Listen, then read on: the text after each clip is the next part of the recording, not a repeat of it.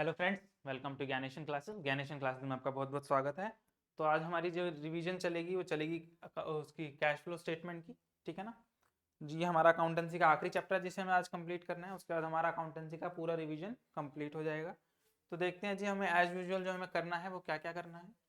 जो हम पढ़ते हैं चैप्टर समझने में, भाई हम कैश फ्लो देखेंगे, कैश फ्लो होता क्या है, कैश फ्लो स्टेटमेंट क्या होता है वो देखेंगे, उनके ऑब्जेक्टिव्स देखेंगे, फिर उसकी इंपॉर्टेंट और उसके यूजेस देखेंगे कि भाई उसका जो अगर हम कैश फ्लो बना रहे हैं या कैश फ्लो स्टेटमेंट बना रहे हैं तो उसका ऑब्जेक्टिव क्या है बनाने का। ऑब्जेक्टिव के बाद उसकी इंपॉर्टेंस क्या है और उसको यूज कौन कर, भाई बना लोगे तो कोई तो यूज करेगा ना उसको। उसके बाद उसको बनाते समय कुछ कुछ चीज़ों की लिमिटेशन भी होगी, भाई क्या लिमिटेशन होगी वो देखेंगे। और कैश फ्लो को बेसिकली कितने हिस्सों में बांटा गया है, 3 हिस्सों में बांटा गया है, ऑपरेटिंग, इन्वेस्टिंग एंड फाइनेंसिंग। ठीक है ना। उसके बाद एक पूरा कैश फ्लो स्टेटमेंट प्रिपेयर होकर आता है। ठीक है जी, एक एक करके हम सारी चीजों के ऊपर बात करते हैं। सबसे पहले कहता है भाई meaning of cash flow and a cash flow state. तो कैश फ्लो क्या है? Refers to the movement of the money into और आउट द बिजनेस। भाई एक बिजनेस में पैसा आ रहा है और जा रहा है, तो पैसे के आने और जाने को क्या बोला जाता है? कैश का फ्लो बोला जाता है। ठीक है जी। ऑर्गेनाइजेशन और individual finance over the specific period of time, मतलब एक पर्टिकुलर पीरियड। अगर मैं अकाउंटिंग पीरियड की बात करता हूँ, जो हमारा फाइनेंशियल पीरियड होता है जो हम अकाउंट में फॉलो करते हैं, 1 अप्रैल से लेके 31 मार्च, तो उस 1 अप्रैल से लेके 31 मार्च के बीच में जो भी कैश की मूवमेंट होगी, आना या जाना, उसको क्या बोला जाएगा? कैश फ्लो बोला जाएगा। It show how well the company can generate cash to pay expenses, invest in growth and sustain operation. कहना क्या चाह रहा है जी? इससे क्या पता लगता है, जो कैश फ्लो है उससे पता क्या लगता है कि कंपनी जो है वो क्या कर रही है, भाई कैश कैसे जनरेट कैसे कर रही है टू पे एक्सपेंसेस। मतलब कंपनी के पास जो कैश है वो कहाँ से आ रहा है और किसको दे रही है, किस एक्सपेंसेस के लिए वो खर्च कर रही है, कहाँ वो इन्वेस्ट कर रही है।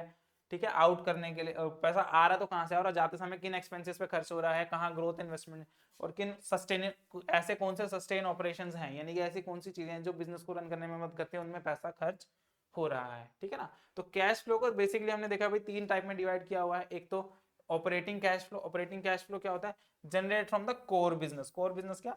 सपोज करो जो हम एच के वाटर बॉल्स का हम अपनी हर रिवीजन सीरीज में एग्जांपल लेके चल रहे हैं, तो एच के वाटर बॉल्स आपका क्या है? बिजनेस है। उस बिजनेस में आपका जो है, उसमें आपका जो वाटर बॉल्स का बिजनेस, वाटर बॉल्स यानी कि गोलगप्पों का बिजनेस है आपका जी, है ना। तो उस गोलगप्पों के बिजनेस में आपने पैसा, गोलगप्पे के बिजनेस से जो आपने पैसा कमाया था उसमें क्या होगा, उसमें चेक करेंगे जी, है ना। दूसरा क्या है? Investing activity. अब इसमें क्या है? रिलेटेड टू बाइंग और सेलिंग द एसेट्स और इंडिविजुअल कैपेसिटी और कैपिटल एक्सपेंडिचर। मतलब कि आपको उस बिजनेस में जो आपको एसेट्स चाहिए, जैसे कि आपको भाई एक बिल्डिंग चाहिए या इक्विपमेंट्स चाहिए, वो चीजें बनाने के लिए, सब करने के लिए जो आपके कैपिटल एसेट्स हैं, फिक्स एसेट्स चाहिए। उसके बाद फाइनेंसिंग एक्टिविटी है। फाइनेंसिंग कैश फ्लोज क्या है? इन्वॉल्विंग डेट, इक्विटी और डिविडेंड पेमेंट्स। मतलब कि आपने जो पैसा रेज किया है वो आपने डेट से रेज किया, जैसे हमने डिवेंचर्स पढ़े थे, फिर हमने इक्विटी के बारे में पढ़ा था, और उनको जो इंटरेस्ट या डिविडेंड दिया जाता है उन सब चीज़ों के बारे में। तो वो क्या है आपका? फाइनेंसिंग एक्टिविटी से रिलेटेड है। आगे बढ़ते हैं जी। अगला क्या है? Cash flow statement. Cash flow statement क्या होगी जी? कैश फ्लो हमने समझा, तो उस चीज को जब आप एक रिपोर्ट की तरह तैयार कर लोगे, भाई आपने एक पेपर पे लिखा, उसको रिपोर्ट की तरह तैयार किया, तो cash flow statement is a financial report that shows the inflow and outflow of business during the specific period of time.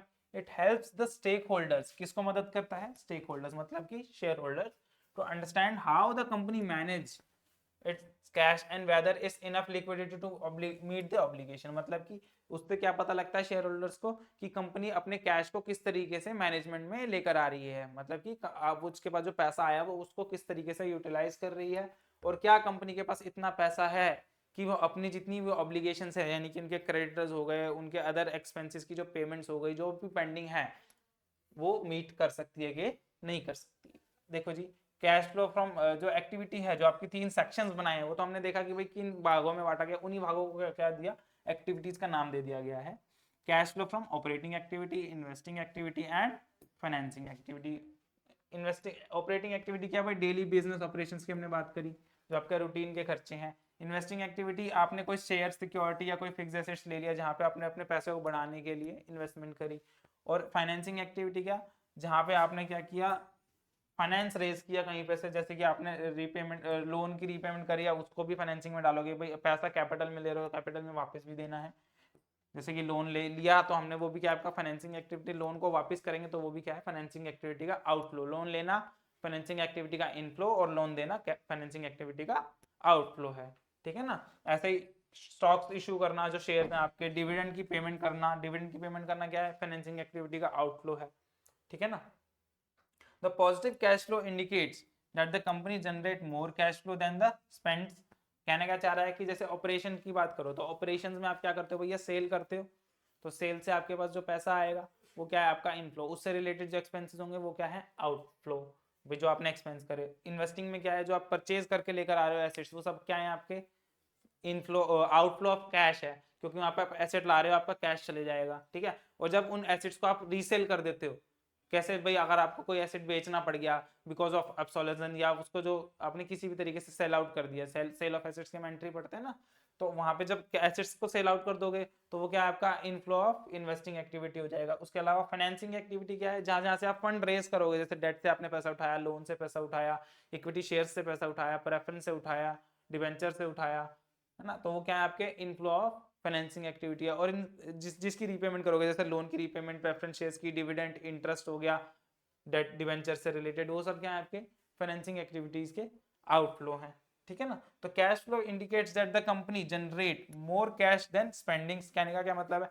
कि कैश फ्लो क्या इंडिकेट करता है कि कंपनी ने जनरेट किया है कैश ज्यादा, यानी कि इनफ्लो ज्यादा हुआ है आउटफ्लो से, तो वो कौन सी सिचुएशन होगी, पॉजिटिव कैश फ्लो की होगी। और अगर ऐसा हुआ कि स्पेंडिंग ज्यादा हो गई और आपने रेज कम किया है तो क्या होगा, मतलब आपका इनफ्लो कम हुआ और आउटफ्लो ज्यादा हुआ, तो वो क्या होगा नेगेटिव कैश फ्लो कहलाया जाएगा, ठीक है जी, समझ में आ गई बात।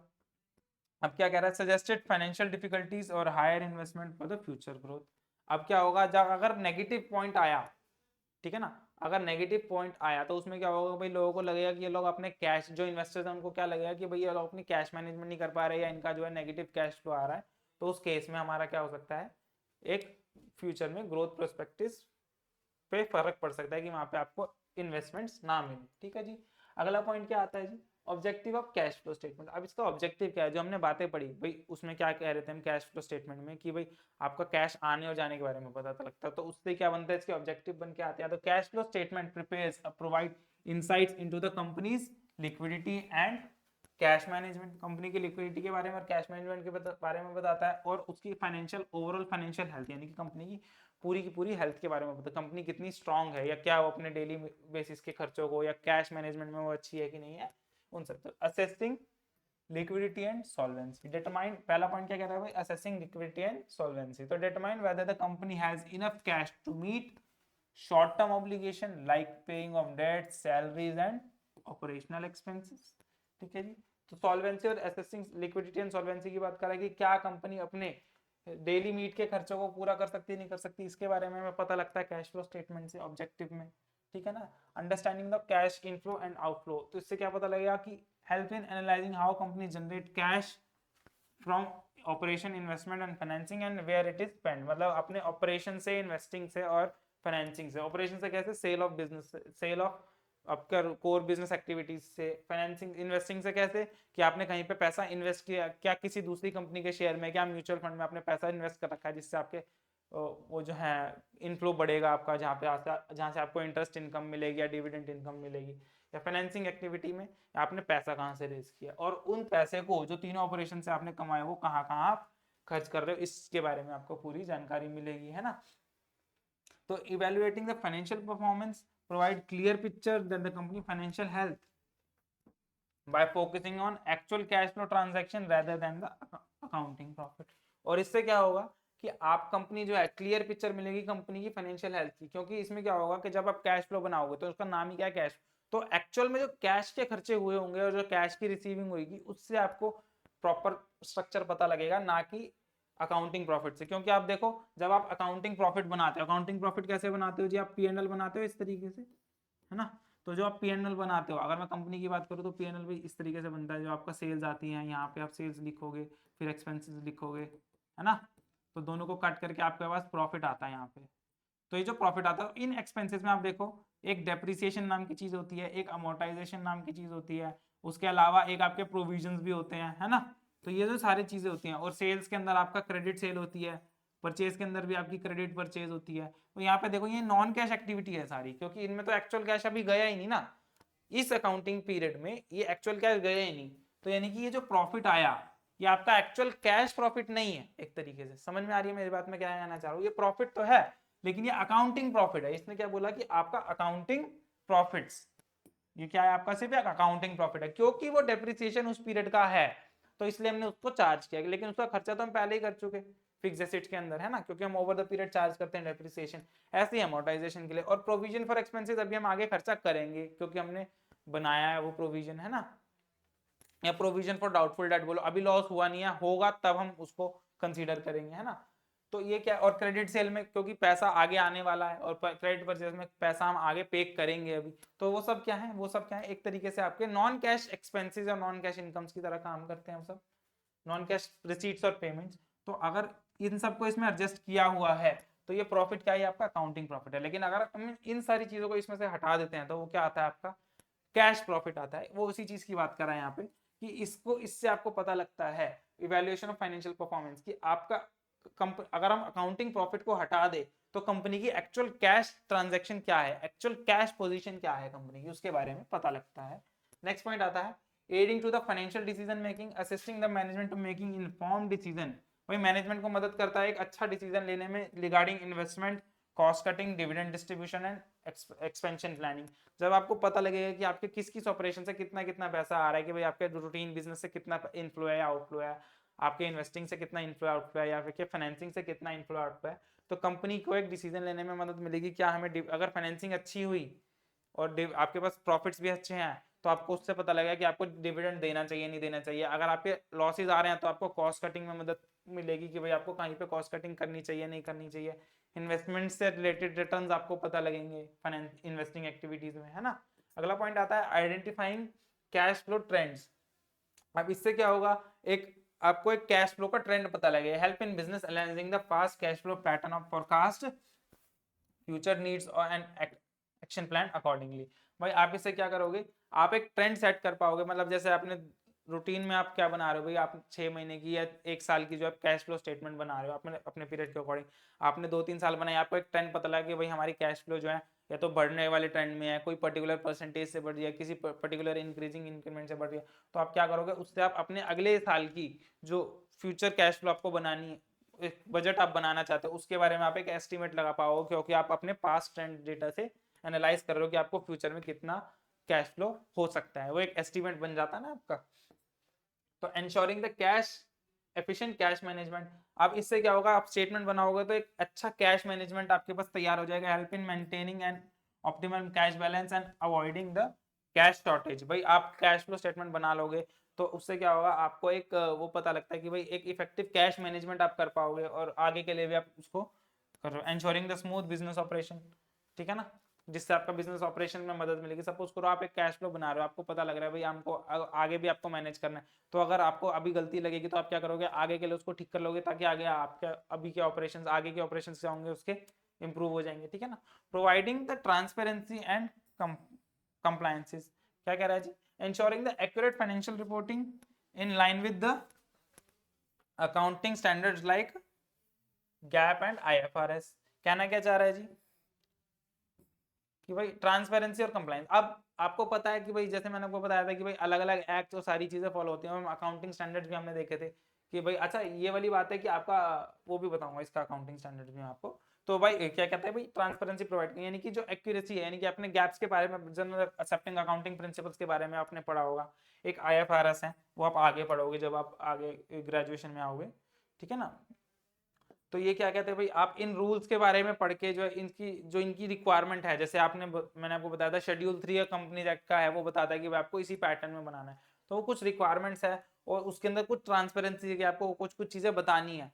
तो वहां पे आप एक ensuring the accurate financial reporting in line with the accounting standards और गैप एंड IFRS। भाई कैश फ्लो के रिगार्डिंग भी क्या बताया, गैप और IFRS ने कुछ कुछ चीजें बताई है। आप गैप और IFRS में अगर मैं बताऊं कि अकाउंटिंग स्टैंडर्ड की मैं बात करूं, जो हम अकाउंटिंग स्टैंडर्ड 26 हमने किसके लिए पढ़ा था, इंटेंजिबल एसेट्स के पढ़ा था। तो आपका जो कैश फ्लो है, आपके कैश फ्लो के लिए भी एक क्या है, अकाउंटिंग स्टैंडर्ड असाइंड है, ठीक है ना, वो भी हम देखेंगे क्या होता है। तो अगला क्या पॉइंट आता है आपका जी, supporting the investment and credit decisions, help investors in credit assessing the, थोड़ा सा इसको ऊपर करते हैं, क्या कह रहा है जी, supporting investment and credit decision, क्या कहना चाह रहा है यहाँ पे, help investor and creditors to assess whether the company has financial stability before making the investment and lending decision, कि भाई आपको पैसा लेना है देना है, तो सपोर्ट इन्वेस्टमेंट में सपोर्ट करता है कि अगर आपकी इन्वेस्टमेंट अच्छी है, मतलब कि अगर आपके पास सफिशिएंट कैश बैलेंस है तो क्या आपको इन्वेस्ट करना चाहिए नहीं करना चाहिए, क्या करना चाहिए तो कितना करना चाहिए, कहाँ इन्वेस्ट करना चाहिए, उन सब चीज़ों में मदद मिलती है। ठीक है जी। अब इंपॉर्टेंट और यूजेज की बात करते हैं, वही सारे पॉइंट कुछ कुछ रिसीव होंगे भाई, उसको अलग तरीके से लिखा है, evaluating the liquidity and solvency, उसमें आपको मदद मिलती है। देखो क्या कह रहा है, help in determine whether the company has enough cash to meet the short term obligation like salaries, और a positive cash flow indicates that stability है कंपनी के पास, और नेगेटिव इंडिकेट करता है कि कंपनी के पास पोटेंशियल लिक्विडिटी इश्यूज है, कि भाई आप अपनी डेली रूटीन्स को मीट नहीं कर पाओगे, तो इससे आपको पता लगता है।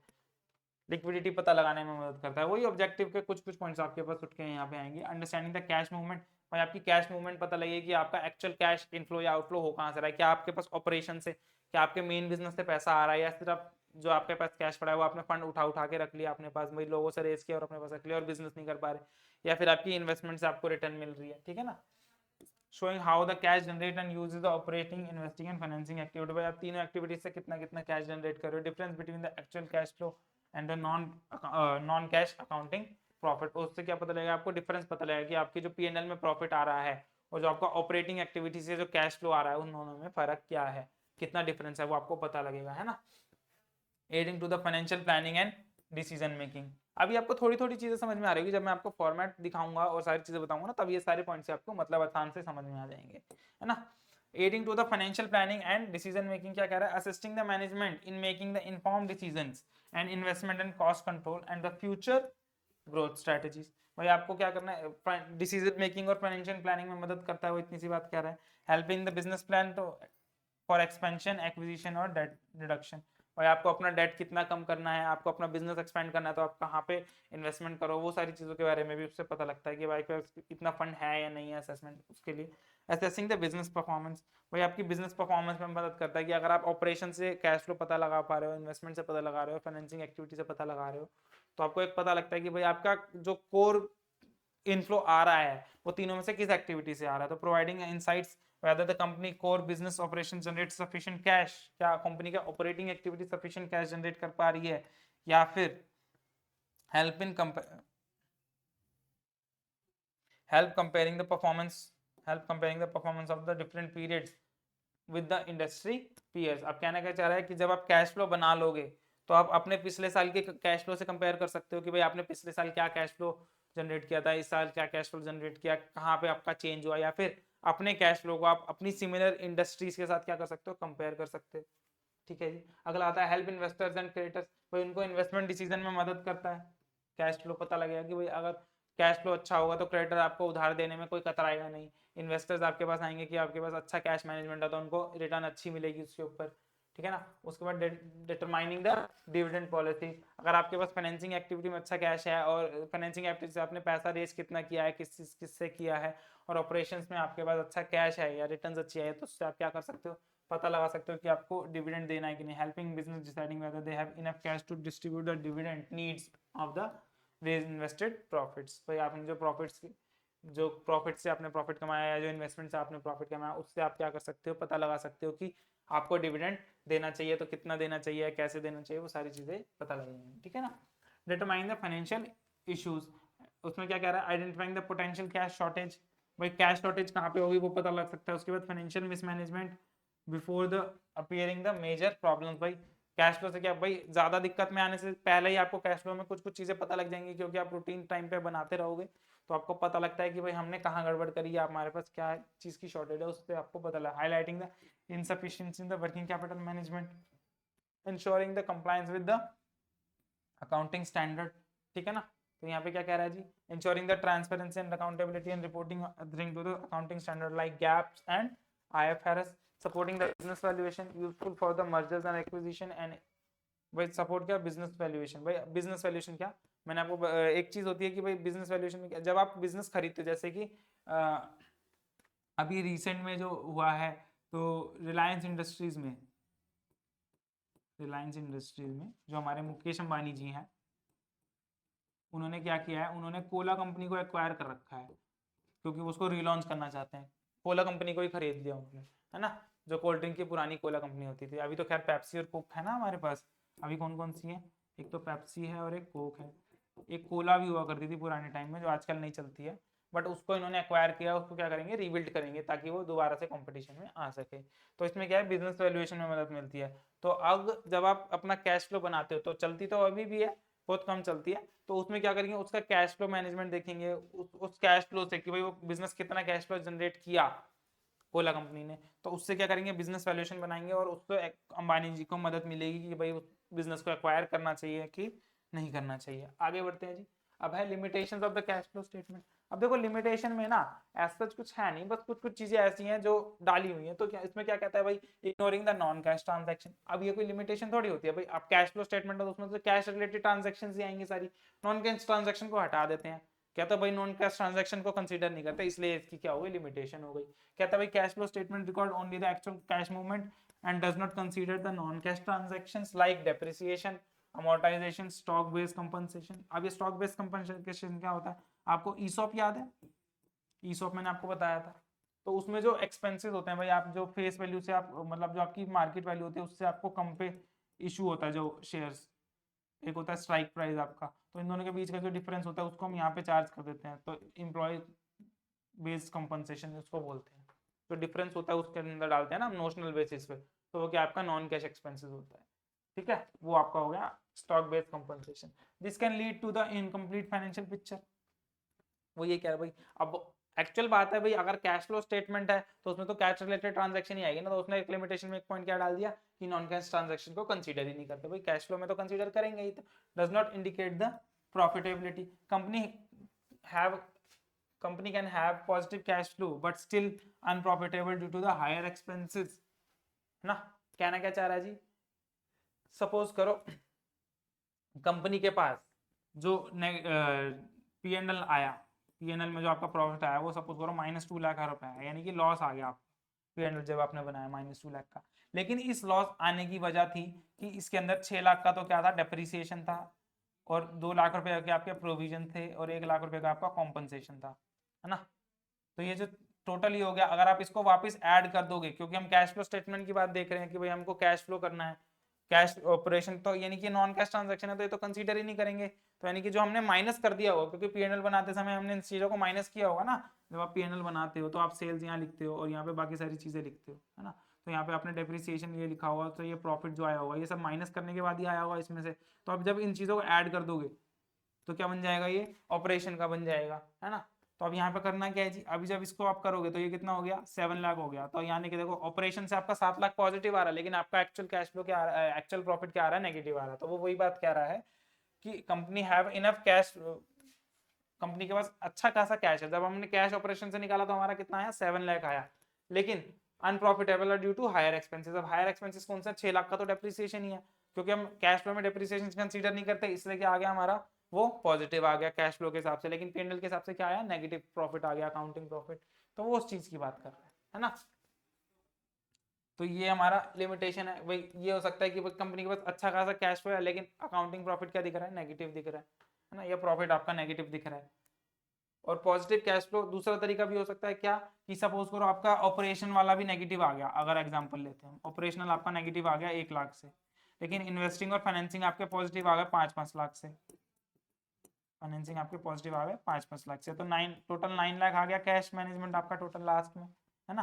भाई आपने 3 ऑपरेशन से बनाया, सपोज करो ऑपरेशनल आपका नेगेटिव आया 1 लाख, लेकिन इन्वेस्टिंग और फाइनेंसिंग आपका पॉजिटिव आया 5-5 लाख से, तो 9 लाख रुपए आपका क्या आया, पॉजिटिव आया। तो इससे भी क्या होगा, आपका पास कैश तो है लेकिन आपका बिजनेस प्रॉफिट ही नहीं है। तो वो भी आपको पता लगेगा कि भाई आपके पास कैश है और बिजनेस प्रॉफिट नहीं है। तो cash flow statement does not reflect the revenue and expenses but और the net income directly.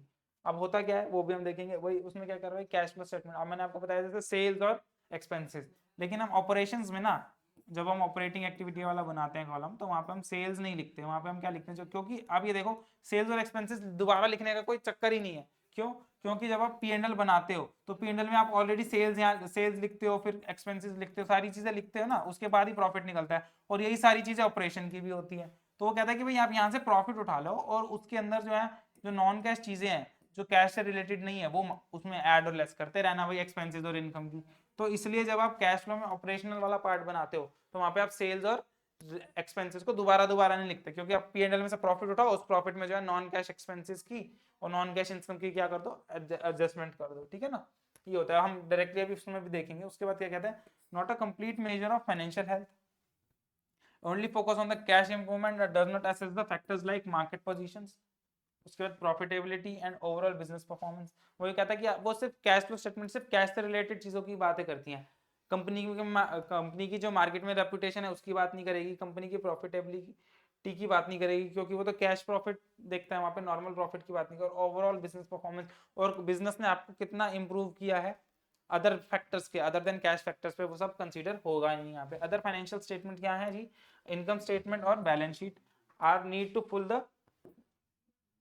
Needed for a full evaluation. मतलब कि जब आप कैश फ्लो स्टेटमेंट बनाते हो तो उसमें आपको दो चीजों के काम आते हैं, एक तो इनकम स्टेटमेंट, इनकम स्टेटमेंट क्या, प्रॉफिट एंड लॉस की बात कर रहे हैं यहाँ पे, और बैलेंस शीट साथ में, है ना।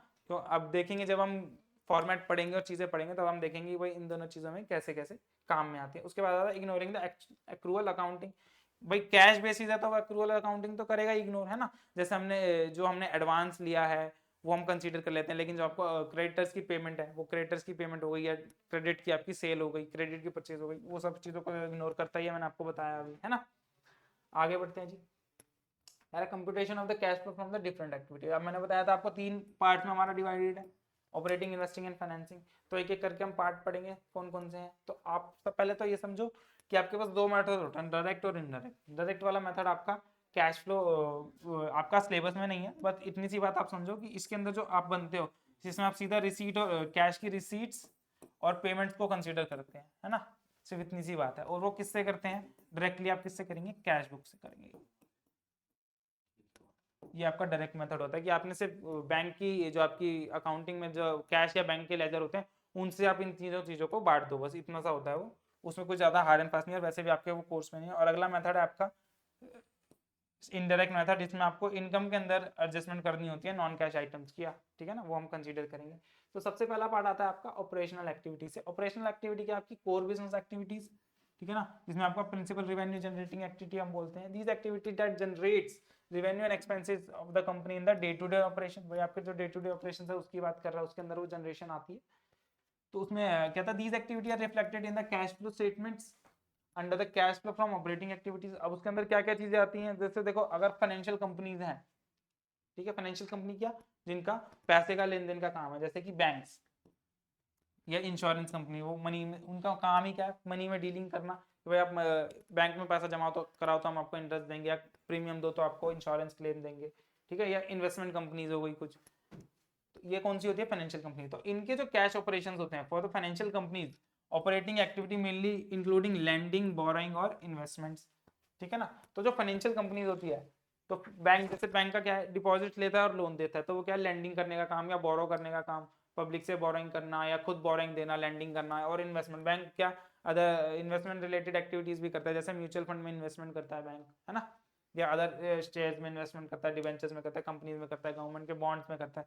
तो उनके लिए ये क्या है, उनका कोर बिजनेस ऑपरेशन, सिर्फ फाइनेंशियल वालों के लिए। लेकिन नॉन फाइनेंशियल वालों के लिए ये क्या है, ये कोर बिजनेस ऑपरेशन नहीं कहलाएगा, ये अदर इन्वेस्टिंग एक्टिविटी में आएगा। भाई इन्वेस्टिंग बोरो करते हो आप फंड, तो फाइनेंसिंग में आएगा। नॉन कोर वाले, जैसे कि अगर आप नॉर्मल कंपनी, भाई रिलायंस क्या है, रिलायंस आपका नॉन फाइनेंशियल कंपनी है ना, समझ में आया, रिलायंस आपका नॉन फाइनेंशियल कंपनी है, अभी मैं आगे बताऊंगा इसके बारे में, ठीक है। इसके एग्जांपल क्या है, ऑपरेशनल एक्टिविटी, कैश इनफ्लो क्या होगा, भाई इंटरेस्ट रिसीव हुआ लोन पे फ्रॉम द कस्टमर, ठीक है ना, तो क्या है आपका। उसके बाद फी, जो बैंक जो फी और कमीशन चार्ज करता है वो भी आपका क्या, ऑपरेशनल एक्टिविटी का इनफ्लो बनाया जाएगा। जो इंश्योरेंस कंपनी प्रीमियम लेती है वो क्या आपका इनफ्लो बनाया जाएगा, इंश्योरेंस कंपनी। डिविडेंड देना ऑन इन्वेस्टमेंट, जो डिविडेंड रिसीव हुआ इन्वेस्टमेंट में, वो क्या है आपका ऑपरेशनल बनाया जाएगा फाइनेंसिंग के लिए, ठीक है ना। Gain from the trading of securities की बात आ गई।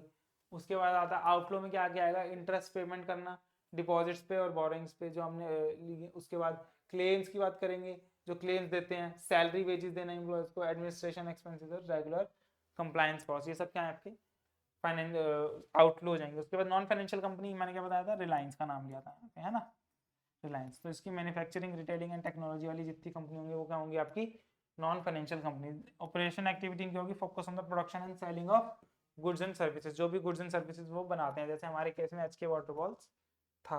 या अगर आप कोई अच्छा बिजनेस लेना चाहो तो कुछ भी ले सकते हो। आईटेक कंपनी की बात कर लेते हैं हम, जैसे टीसीएस है हमारे पास, है ना, तो वो क्या सर्विस प्रोवाइड करती है कंप्यूटर सॉफ्टवेयर के लिए।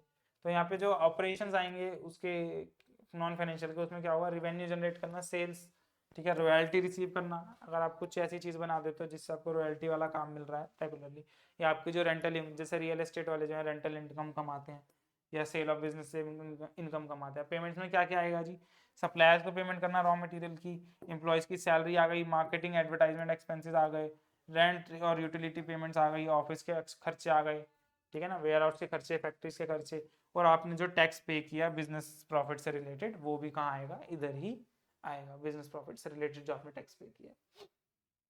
देखो जी, तो इसका जो फॉर्मेट निकल के आया, वो फॉर्मेट क्या निकल के आया जी कैश फ्लो ऑपरेशन का। तो सबसे पहले हमें लेना है नेट प्रॉफिट बिफोर टैक्स। अब नेट प्रॉफिट बिफोर टैक्स कहाँ से आएगा, जो आप पीएनएल बनाते हो, है ना, पीएनएल बनाते हो तो आप यहाँ लिखते हो रिवेन्यूज लिखते हो, एक्सपेंसेस लिखते हो, ये रिवेन्यू लिखा है, एक्सपेंसेस लिखा, तो यहाँ क्या लिखते हो, ए माइनस बी लिखते हो ना, ये होता है, तो ये क्या होता है आपका प्रॉफिट बिफोर टैक्स ए माइनस बी, या आप क्या लेते हो प्रॉफिट बिफोर टैक्स, उसको यहाँ पे लेना है, ठीक है ना, प्रॉफिट बिफोर टैक्स। तो वो वाला जो प्रॉफिट बिफोर टैक्स है उसको हमने यहाँ उठा लेना है, ठीक है। उसके अंदर हमें क्या क्या चीजें करनी है, adjustment for the non cash और नॉन ऑपरेटिंग आइटम्स। भाई नॉन कैश दो चीजें हैं यहाँ पे, एक तो नॉन कैश और एक नॉन ऑपरेटिंग आइटम्स।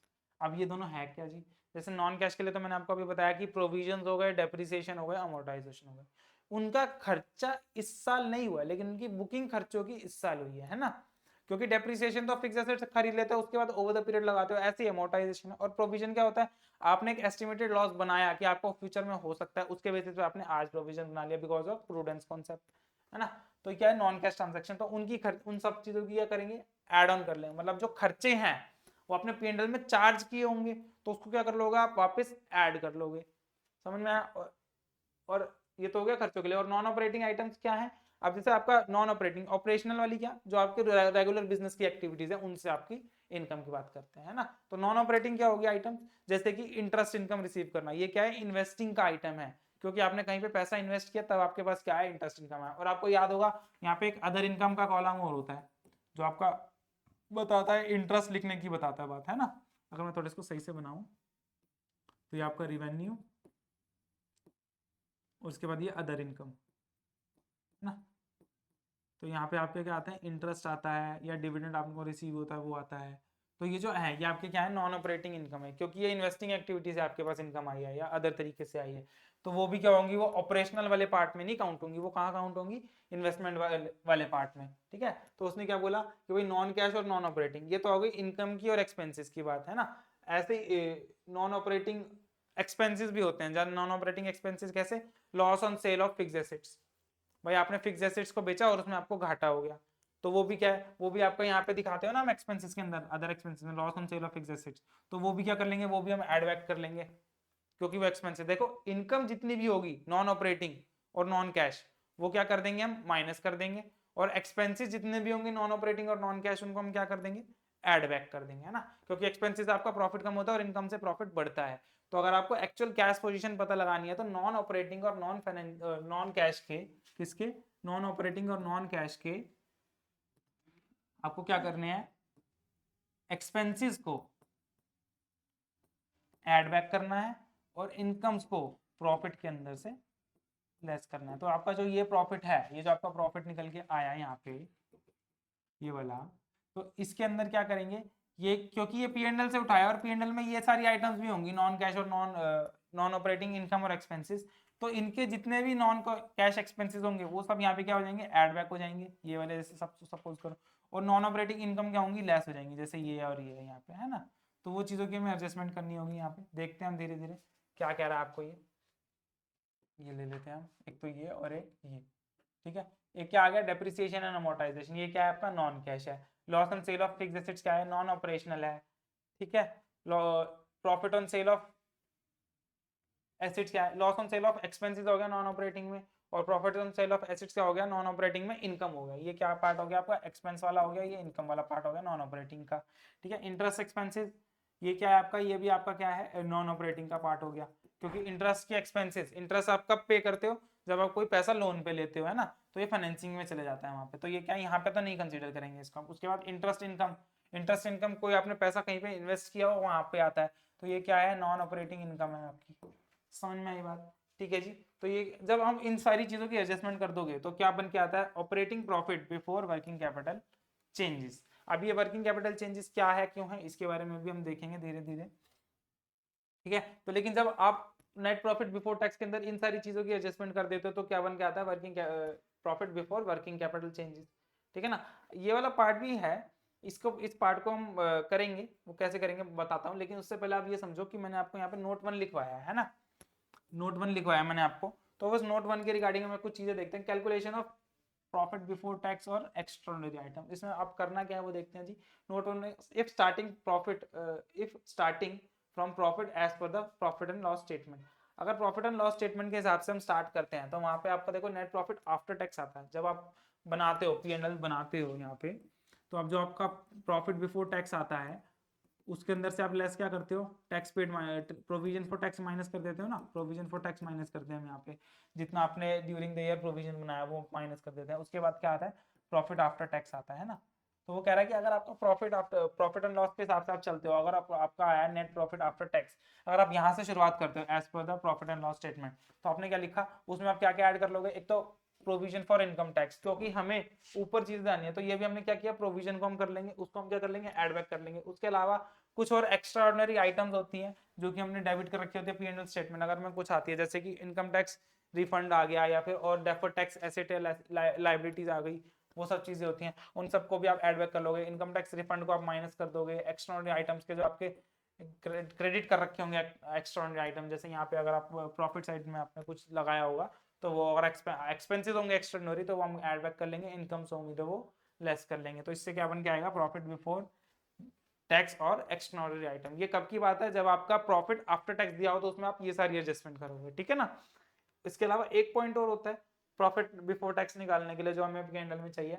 अगर आप बैलेंस शीट से उठाते हो, सपोज करो आपको क्वेश्चन में से बैलेंस शीट दी हुई है कुछ कुछ आइटम और आपको उससे पता लगाना, तो बैलेंस शीट में तो क्या होता है जी, आप ये देखो उसमें तो आपको जो जब आप बैलेंस शीट बनाते हो तो आपका जो रिजर्व एंड सरप्लस होता है, भाई आपका रिजर्व एंड सरप्लस होता है ना, उसके अंदर आप क्या लिखते हो, एक तो लिखते हो surplus, statement of profit and loss लिखते हो, जनरल रिजर्व लिखते हो, कैपिटल रिजर्व लिखते हो, ये सारी चीजें रिजर्व वगैरह सब ऐड करके लिखते हो ना।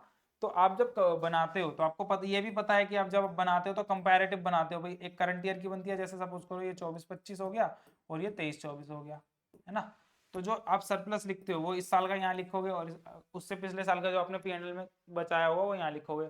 उसके बाद जनरल रिजर्व भी लिखोगे, कैपिटल रिजर्व भी लिखोगे, सारी चीजें लिखते हैं ना, इस तरीके से बना होता है ना। अब देखो क्या कह रहा है भाई, difference between the closing balance and opening balance. अब क्या करना है जी, कह रहा है surplus of balance of statement of profit and loss under the reserve and surplus. जो रिजर्व एंड सरप्लस है इसका जो आपका सरप्लस का बैलेंस है, यानी कि जो प्रॉफिट एंड लॉस से आपने यहाँ ट्रांसफर किया है, पिछले साल के एंड में कितना प्रॉफिट था और इस साल के एंड में कितना प्रॉफिट है, तो जो बड़ा होगा यानी कि वो 24-25 का बड़ा होगा इसलिए वो आया है वहां पे, है ना।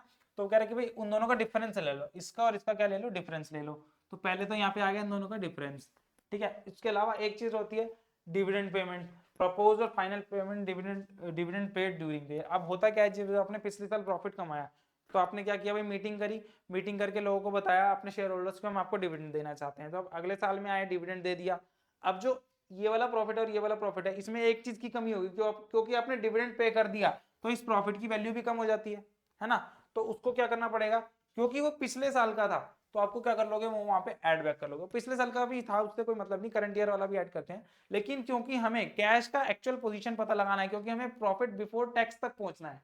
क्योंकि जब आप देखो, जब आप यहाँ पे P&L बनाते हो तो आप क्या करते हो भाई, आपका पीबीटी आया, पीबीटी में से आपने टैक्स को लेस कर दिया, फिर आपका पीएटी आया, है ना। पीएटी आया तो पीएटी में से आप क्या करते हो, फिर आप एक तो प्रेफरेंस डिविडेंड देते हो, फिर इक्विटी वालों को डिविडेंड देते हो, अगर कुछ प्रॉफिट बच जाता है फिर आप उसको यहाँ दिखा देते हो, है ना।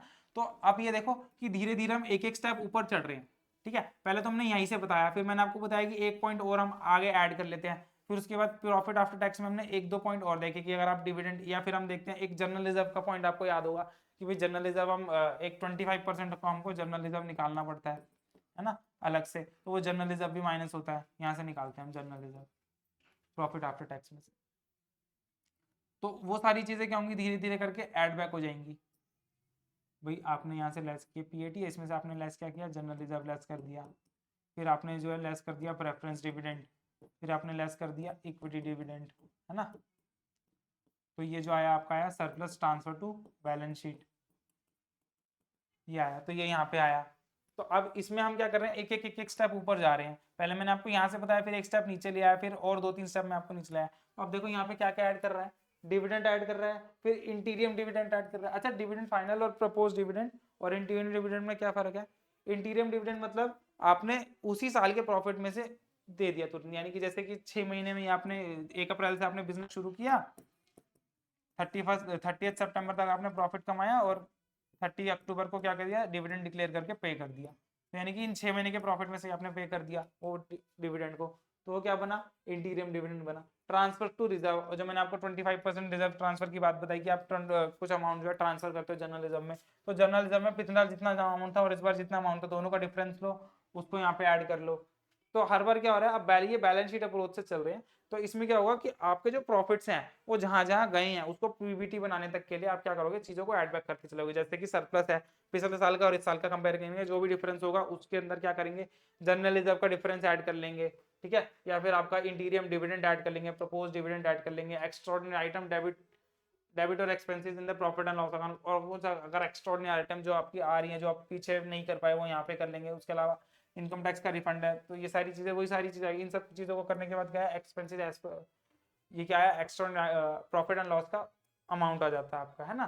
तो ये वाला सारा यहाँ तक पहुंच जाएगा कंसीडर करते करते। उसके बाद फिर हम ये सारे ऑपरेशंस फॉलो करेंगे। अब बात आती है वर्किंग कैपिटल एडजस्टमेंट की। अब होता क्या है वर्किंग कैपिटल एडजस्टमेंट, देखते हैं जी। जैसे अच्छा, इसके लिए एक एग्जांपल भी मैंने आपका निकाला है। जैसे देखो 2023 और ये 2022 है ना, तो आपका जो सरप्लस है रिटेन्ड अर्निंग जो आपका बैलेंस शीट में दिख रहा है एक्सट्रैक्ट में, ये क्या दिख रहा है, 1,20,000 और 80,000, जर्नल रिजर्व यहाँ 50,000 यहाँ 40,000, प्रोविजन फॉर टैक्स 30,000 और 20,000, और प्रपोज डिविडेंड 10,000 और 15,000, है ना। तो अब करना क्या है, एडिशनल इन्फॉर्मेशन में आपके पास दिया हुआ है depreciation, sale on fixed assets, interest paid, extraordinary items का क्लेम है ये, ठीक है। उसके अलावा क्या है, इंटीरियम डिविडेंड। आपको करना क्या है जी, अब आपको स्टेप बाय स्टेप में कैश फ्लो बनाना है। अब देखो सबसे पहले तो हमें ये समझना चाहिए कि आप ये क्या करो, अभी की अप्रोच से हमें क्या करना है, पहले तो उन दोनों का डिफरेंस लेना है। तो इन दोनों का डिफरेंस कितना है, 40,000, है ना, 40,000। अब जनरल रिजर्व भी आपका बढ़ रहा है, जनरल रिजर्व कितने से बढ़ रहा है, 10,000 से बढ़ रहा है, ठीक है। अब देखो प्रोविजन फॉर टैक्स, अब प्रोविजन फॉर टैक्स का क्या करना है जी, अब प्रोविजन फॉर टैक्स का आपको डिफरेंस नहीं लेना। डिफरेंस क्यों नहीं लेना, क्योंकि ये प्रोविजन फॉर टैक्स ओपनिंग वाला ये आपने क्या किया होगा कि आपने पिछले साल के कैश फ्लो में कर लिया होगा, अब ये आपने करंट ईयर में करा, है ना प्रोविजन। तो ये जो प्रोविजन फॉर टैक्स है ये 30,000 सीधा ऐड कर लो यहाँ पे, ठीक है जी। ऐसे ही प्रपोज डिविडेंड है, प्रपोज डिविडेंड भी यहाँ पे क्या करेंगे, क्योंकि ये पिछले साल प्रपोज हुआ था तो ये पे हुआ होगा इस साल, तो यहाँ पे हम 10,000 ऐड ऑन कर लेंगे, है ना। तो देखो जी कैसे आ रहा है, सबसे पहले स्टेप में आपने दोनों का डिफरेंस निकाला नेट प्रॉफिट आफ्टर टैक्स बनाने के लिए, उसके अंदर आपने किसकी एडजस्टमेंट करी, टैक्स की एडजस्टमेंट करी करंट ईयर की, तो ये हो गया। उसके अलावा जनरल रिजर्व की करी, तो दोनों को ऐड कर लेंगे तो ये कितना आ गया, 30,000 का टैक्स प्रोविजन का, और जनरल रिजर्व हमने ऐड कर लिया तो ये कितना हो गया, 80,000 आ गया, प्रॉफिट बिफोर टैक्स आ गया। उसके बाद इंटीरियम और प्रपोज डिविडेंड, प्रपोज डिविडेंड कितना है जी, 10,000 का, ये वाला है ना नाम है, ये वाला 10,000 का प्रपोज डिविडेंड हमारा आ गया 10,000 का। उसके अलावा हमने देखा था यहाँ पे एक हमारा इंटीरियम डिविडेंड था, करंट ईयर का डिविडेंड करंट ईयर में पे हो रहा, तो उसको भी हम ऐड बैक कर लेंगे। तो दोनों डिविडेंड्स को हमने लिया, दोनों डिविडेंड्स को हमने इस वाली स्टेटमेंट के अंदर ऐड बैक कर लिया, तो कितना हो गया 1,02,000।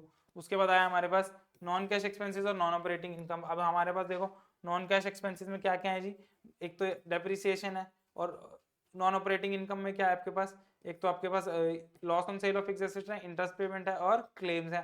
तो ये सारी चीजें 10,000, 5,000, 8,000 और 6,000 ये सारी चीजें क्या होंगी, ऐड बैक हो जाएंगी। तो हमारा यहाँ पे कितना आया, 1,02,000।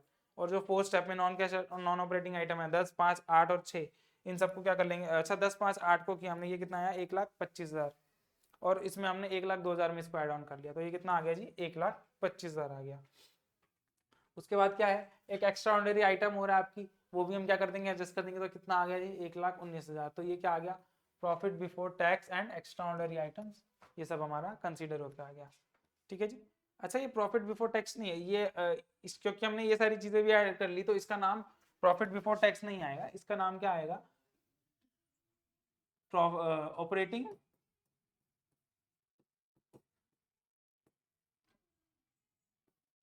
यहाँ से देखते हैं हम क्या लिखा था हमने, जो स्टेटमेंट था ये वाला आएगा, operating profit before working capital changes, है ना। तो ये जो आपका नाम आएगा ये क्या आएगा आपका, operating profit before working capital change, operating profit before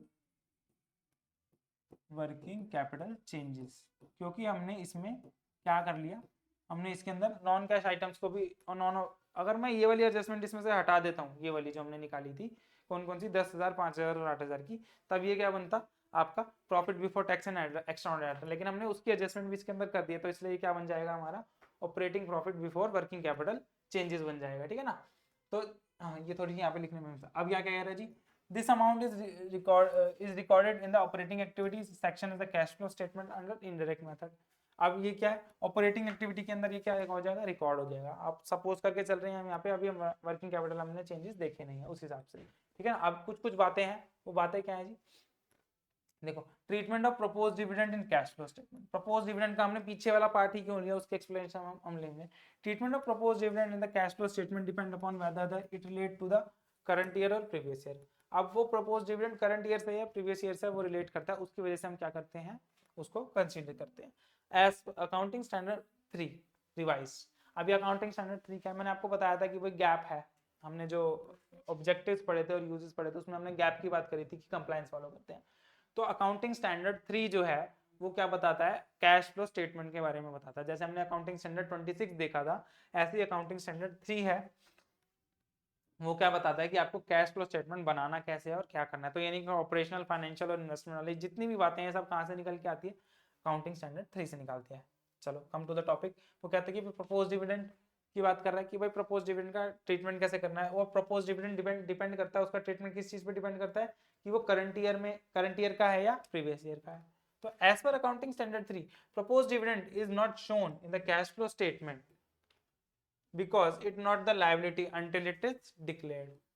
ठीक है जी, प्रपोज डिविडेंड क्या है, आपने सिर्फ प्रपोज किया है, बुलाया है, ठीक है ना, कि वो डिविडेंड हम देना चाहते हैं, तो इसलिए क्या वो, क्योंकि वो अभी डिक्लेयर नहीं हुआ। मैंने आपको क्या बताया था कि ये होता है कि भाई जैसे कंपनी ने प्रॉफिट कमाया, कंपनी शेयर होल्डर्स के पास जाएगी कि हम आपको प्रॉफिट देना चाहते हैं, तो शेयर होल्डर हाँ बोल देते हैं तो वो डिक्लेयर हो जाता है, नहीं बोलते हैं या कंपनी डिसाइड ही नहीं, कंपनी के जो डायरेक्टर्स हैं वो डिसाइड ही नहीं करते हैं कि हम प्रॉफिट देना चाह रहे हैं, तो ठीक है ना, तो वहां पे क्या आएगा, प्रपोज डिविडेंड आएगा कि भाई उन्होंने बोला लेकिन शेयर होल्डर ने जो है अप्रूवल दिया या नहीं दिया, उस पर डिपेंड करेगा कि वो डिक्लेयर होगा या नहीं होगा।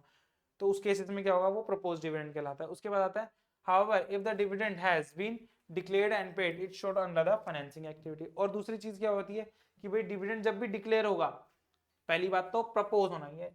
चलो मैं आपको थोड़ा सा पूरा प्रोसेस बताता हूँ क्या होता है। देखो कंपनी ने प्रॉफिट कमाया है ना, अब जो बोर्ड ऑफ डायरेक्टर्स, आपको पता है कि भाई बोर्ड ऑफ डायरेक्टर्स हैं वो कंट्रोल करते हैं, ठीक है ना, वो मैनेजमेंट कंट्रोल करते हैं। तो बोर्ड ऑफ डायरेक्टर्स ने डिसाइड किया कि वो क्या करेंगे, वो प्रॉफिट को डिस्ट्रीब्यूट कर देंगे as a dividend to the stakeholders, कर देंगे डिविडेंड देंगे, प्रॉफिट में से डिविडेंड बांट देंगे। डिसाइड किया उन्होंने, अभी ऐसा अभी डिक्लेयर नहीं हुआ, अभी डिसीजन नहीं, उनका मन बना। तो उन्होंने जब मन बनाया तो उन्होंने बात की, उन्होंने एक नोटिस बना दिया, वो कहते हैं कि भाई हमारा मन कर रहा है कि हम जो है लोगों को डिविडेंड दें, और ये नोटिस बना के उन्होंने जो है शेयर होल्डर्स को दे दिया, ठीक है जी। शेयर होल्डर, अब दो चीज हो सकती है, शेयर होल्डर इस बात पे राजी हो या ना हो। अगर तो नहीं होते तो क्या बात ही खत्म हो जाती है, अगर अगर हो जाते हैं तो ये क्या बन जाएगा, डिविडेंड डिक्लेयर हो जाएगा कि भाई लोगों ने अप्रूव कर दिया। और अगर इन्होंने सिर्फ डिसाइड किया और नोटिस बनाया, इसको क्या बोलेंगे, प्रपोज बोलेंगे, ठीक है। तो जब सिर्फ डिसीजन बना तब क्या बना, प्रपोज, और जब वो अप्रूव हो गया तब क्या बनेगा, वो डिक्लेयर डिविडेंड बनेगा, ठीक है ना। तो इसी चीज के लिए कह रहा है कि भाई प्रपोज डिविडेंड, क्योंकि आपकी सिर्फ अभी इच्छा हुई है, तो इच्छा के बेसिस पे तो हम क्या करते हैं, उसको कंसीडर ही नहीं करते, तो वो कैश फ्लो स्टेटमेंट में लायबिलिटी भी नहीं बनेगा, ना इनकम स्टेटमेंट में उसकी डिक्लेरेशन आएगा। However when it declare and paid, जब वो डिक्लेयर हो जाएगा, यानी कि जब शेयर होल्डर ने उसको कह दिया कि भाई हम लेने के लिए तैयार हैं और कंपनी ने उनको डिविडेंड पे कर दिया, तब क्या होगा, आउटफ्लो ऑफ कैश हो जाएगा पेमेंट करने के टाइम पे। तो आउटफ्लो ऑफ डिविडेंड क्या बनता है, आपका फाइनेंसिंग एक्टिविटी का पार्ट बनता है। दूसरी चीज क्या है, दूसरी चीज आपकी क्या है कि when declared and paid dividend in the same year, अगर आप डिविडेंड को डिक्लेयर करते हो, पे करते हो सेम ईयर के अंदर, तब क्या होगा, if the dividend is declared and paid in the same year it show under the financing activity as a cash outflow. और ये वाला कौन सा होगा भाई, सेम ईयर में डिक्लेयर हुआ और पे हुआ। ये आपका इंटीरियम वाला भी हो सकता है कि आपने 6 महीने का वाला प्रॉफिट कमाया और हाथों हाथ मीटिंग बुला के उसको डिस्ट्रीब्यूट कर दिया, है ना। Adjustment of operating activity under index. अब इसकी ऑपरेटिंग एक्टिविटी में क्या एडजस्टमेंट होगी भाई, देखा हमने प्रपोज डिविडेंड, हमने क्या किया था, एड बैक किया था। Propose dividend for the previous year if paid in the current year, अगर पिछले साल का प्रपोज डिविडेंड जो हमने, जैसे हमने 10,000 वाला लिया था, हमने क्या वहां पे हमने क्या एज्यूम किया था कि पिछले साल प्रपोज हुआ था तो पे इस साल वो होगा। तो कह रहा है कि भाई अगर प्रपोज डिविडेंड पिछले साल का है और पे वो करंट ईयर में हुआ है, then it should be added back to the net profit in operating activities since it was deducted from the profit of the previous year. ठीक बात है जी, है ना। व्हेन एक्चुअल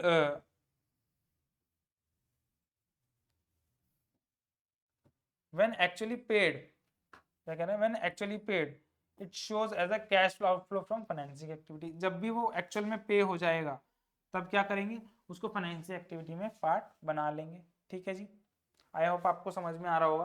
तो ये क्या है, इसकी कैश फ्लो की एडजस्टमेंट की बात कर रहा है। अब बात करते हैं प्रोविजन फॉर टैक्स की।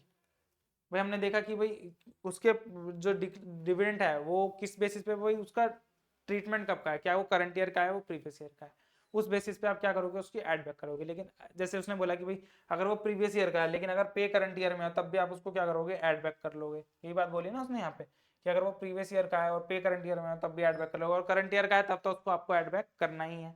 अगला पॉइंट क्या आता है जी, प्रोविजन फॉर टैक्स। अब प्रोविजन फॉर टैक्स में भी थोड़ा सा ट्रीटमेंट का है, वो देखते हैं क्या कहता है। Tax paid is deducted from the tax paid is deducted from the cash generating from operation to determine the cash flow statement। भाई कैश पेड क्या बोल रहा है, कैश पेड, एक्चुअल पेमेंट और प्रोविजन दोनों में फर्क होता है। देखो इन केस क्या कहता है, cash paid is deducted from the cash from operate. तो जब आप कैश एक्चुअल में पे करते हो, देखो एक तो प्रोविजन बनाना होता है ना। अगर मैं बात करूं तो ये provision for tax, provision for tax, तो यहाँ पे क्या लिखते हो आप, ये एक आपका बैलेंस बीडी होता है, ये आपने लिखा है ना। एक आप बनाते हो प्रोविजन फॉर टैक्स बनाते हो, अगर आपको चीजें याद हो तो ये बनाया आपने प्रोविजन फॉर टैक्स। उसके बाद यहाँ लिखते हो आपकी भाई आपको पीएनएल में कितना भेजना है, पीएनएल में कितना प्रोविजन भेजना है। फिर यहाँ लिखते एक आपका लिखते हो टू बैंक, भाई आपको देना कितना है। उसके अलावा आप लिखते हो टू बैलेंस सीडी, लिखते हो कि भाई आपके पास प्रोविजन अब कितना बचा है ना। तो ये पूरा अकाउंट बनता है। तो इसमें कह रहा है कि जो आप टैक्स पेड है ये वाला, उसको क्या करोगे आप, डिडक्ट करोगे कैश फ्रॉम आउटफ्लो में से, क्योंकि ये आपका क्या है, एक्चुअल पेमेंट गया है ना। तो कह रहा है tax paid deducted from cash generating from operating activity to determine the cash flow statement.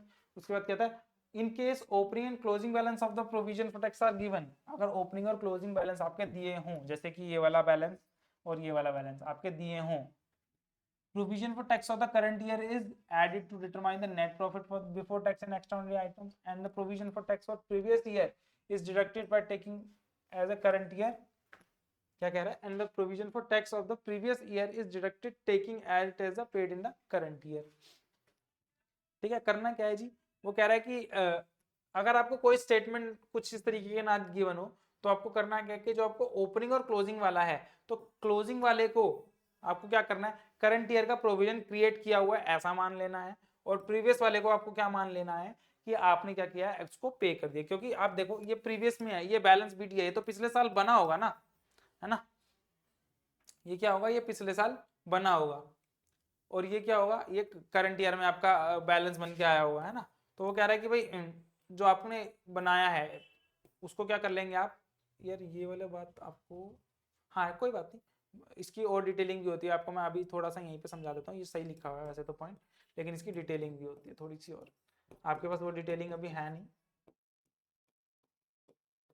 ठीक है ना। तो वो कहता है आप इतनी बात समझो कि अगर आपको बैलेंस शीट में आपको प्रोविजन फॉर टैक्स दिया हुआ है, ये करंट ईयर के लिए और ये प्रीवियस ईयर के लिए, तो जो प्रीवियस ईयर वाला है उसको आप क्या मान लो, टैक्स पेड मान लो, और जो करंट ईयर वाला है उसको क्या मान लो आप, प्रोविजन मान लो। तो करंट ईयर वाले को आप क्या कर दोगे, एड बैक कर दोगे, और प्रीवियस ईयर वाले को आप क्या कर दोगे, टैक्स पेड की तरह ऑपरेशन में से माइनस कर दोगे। एड बैक कहाँ पे करना है, हमने देखा था कि हम प्रॉफिट बिफोर टैक्स बना रहे थे, यहाँ पे हम प्रॉफिट बिफोर टैक्स बना रहे थे ना, तो ये जो provision for income tax made during the year है, इसमें करंट ईयर वाला ऐड कर लेंगे और जो लेस करेंगे वो क्या हम लेस करेंगे, सपोज करो अब ये जो आपका अमाउंट आया था यहाँ पे 1,19,000, अगर यहाँ पे आपका होता टैक्स पेड, इसी में आपको बता देते हैं यहीं पे ये जो प्रोविजन फॉर टैक्स है, अब ये जो ये बनाया ना हमने ये प्रोविजन फॉर टैक्स, जैसे ये 20,000 है, अब इसको यहाँ पे आप क्या मान लो, ये 30,000 तो हमने एड बैक कर लिया था और 20,000 को आप क्या मान लो, पेड मान लो।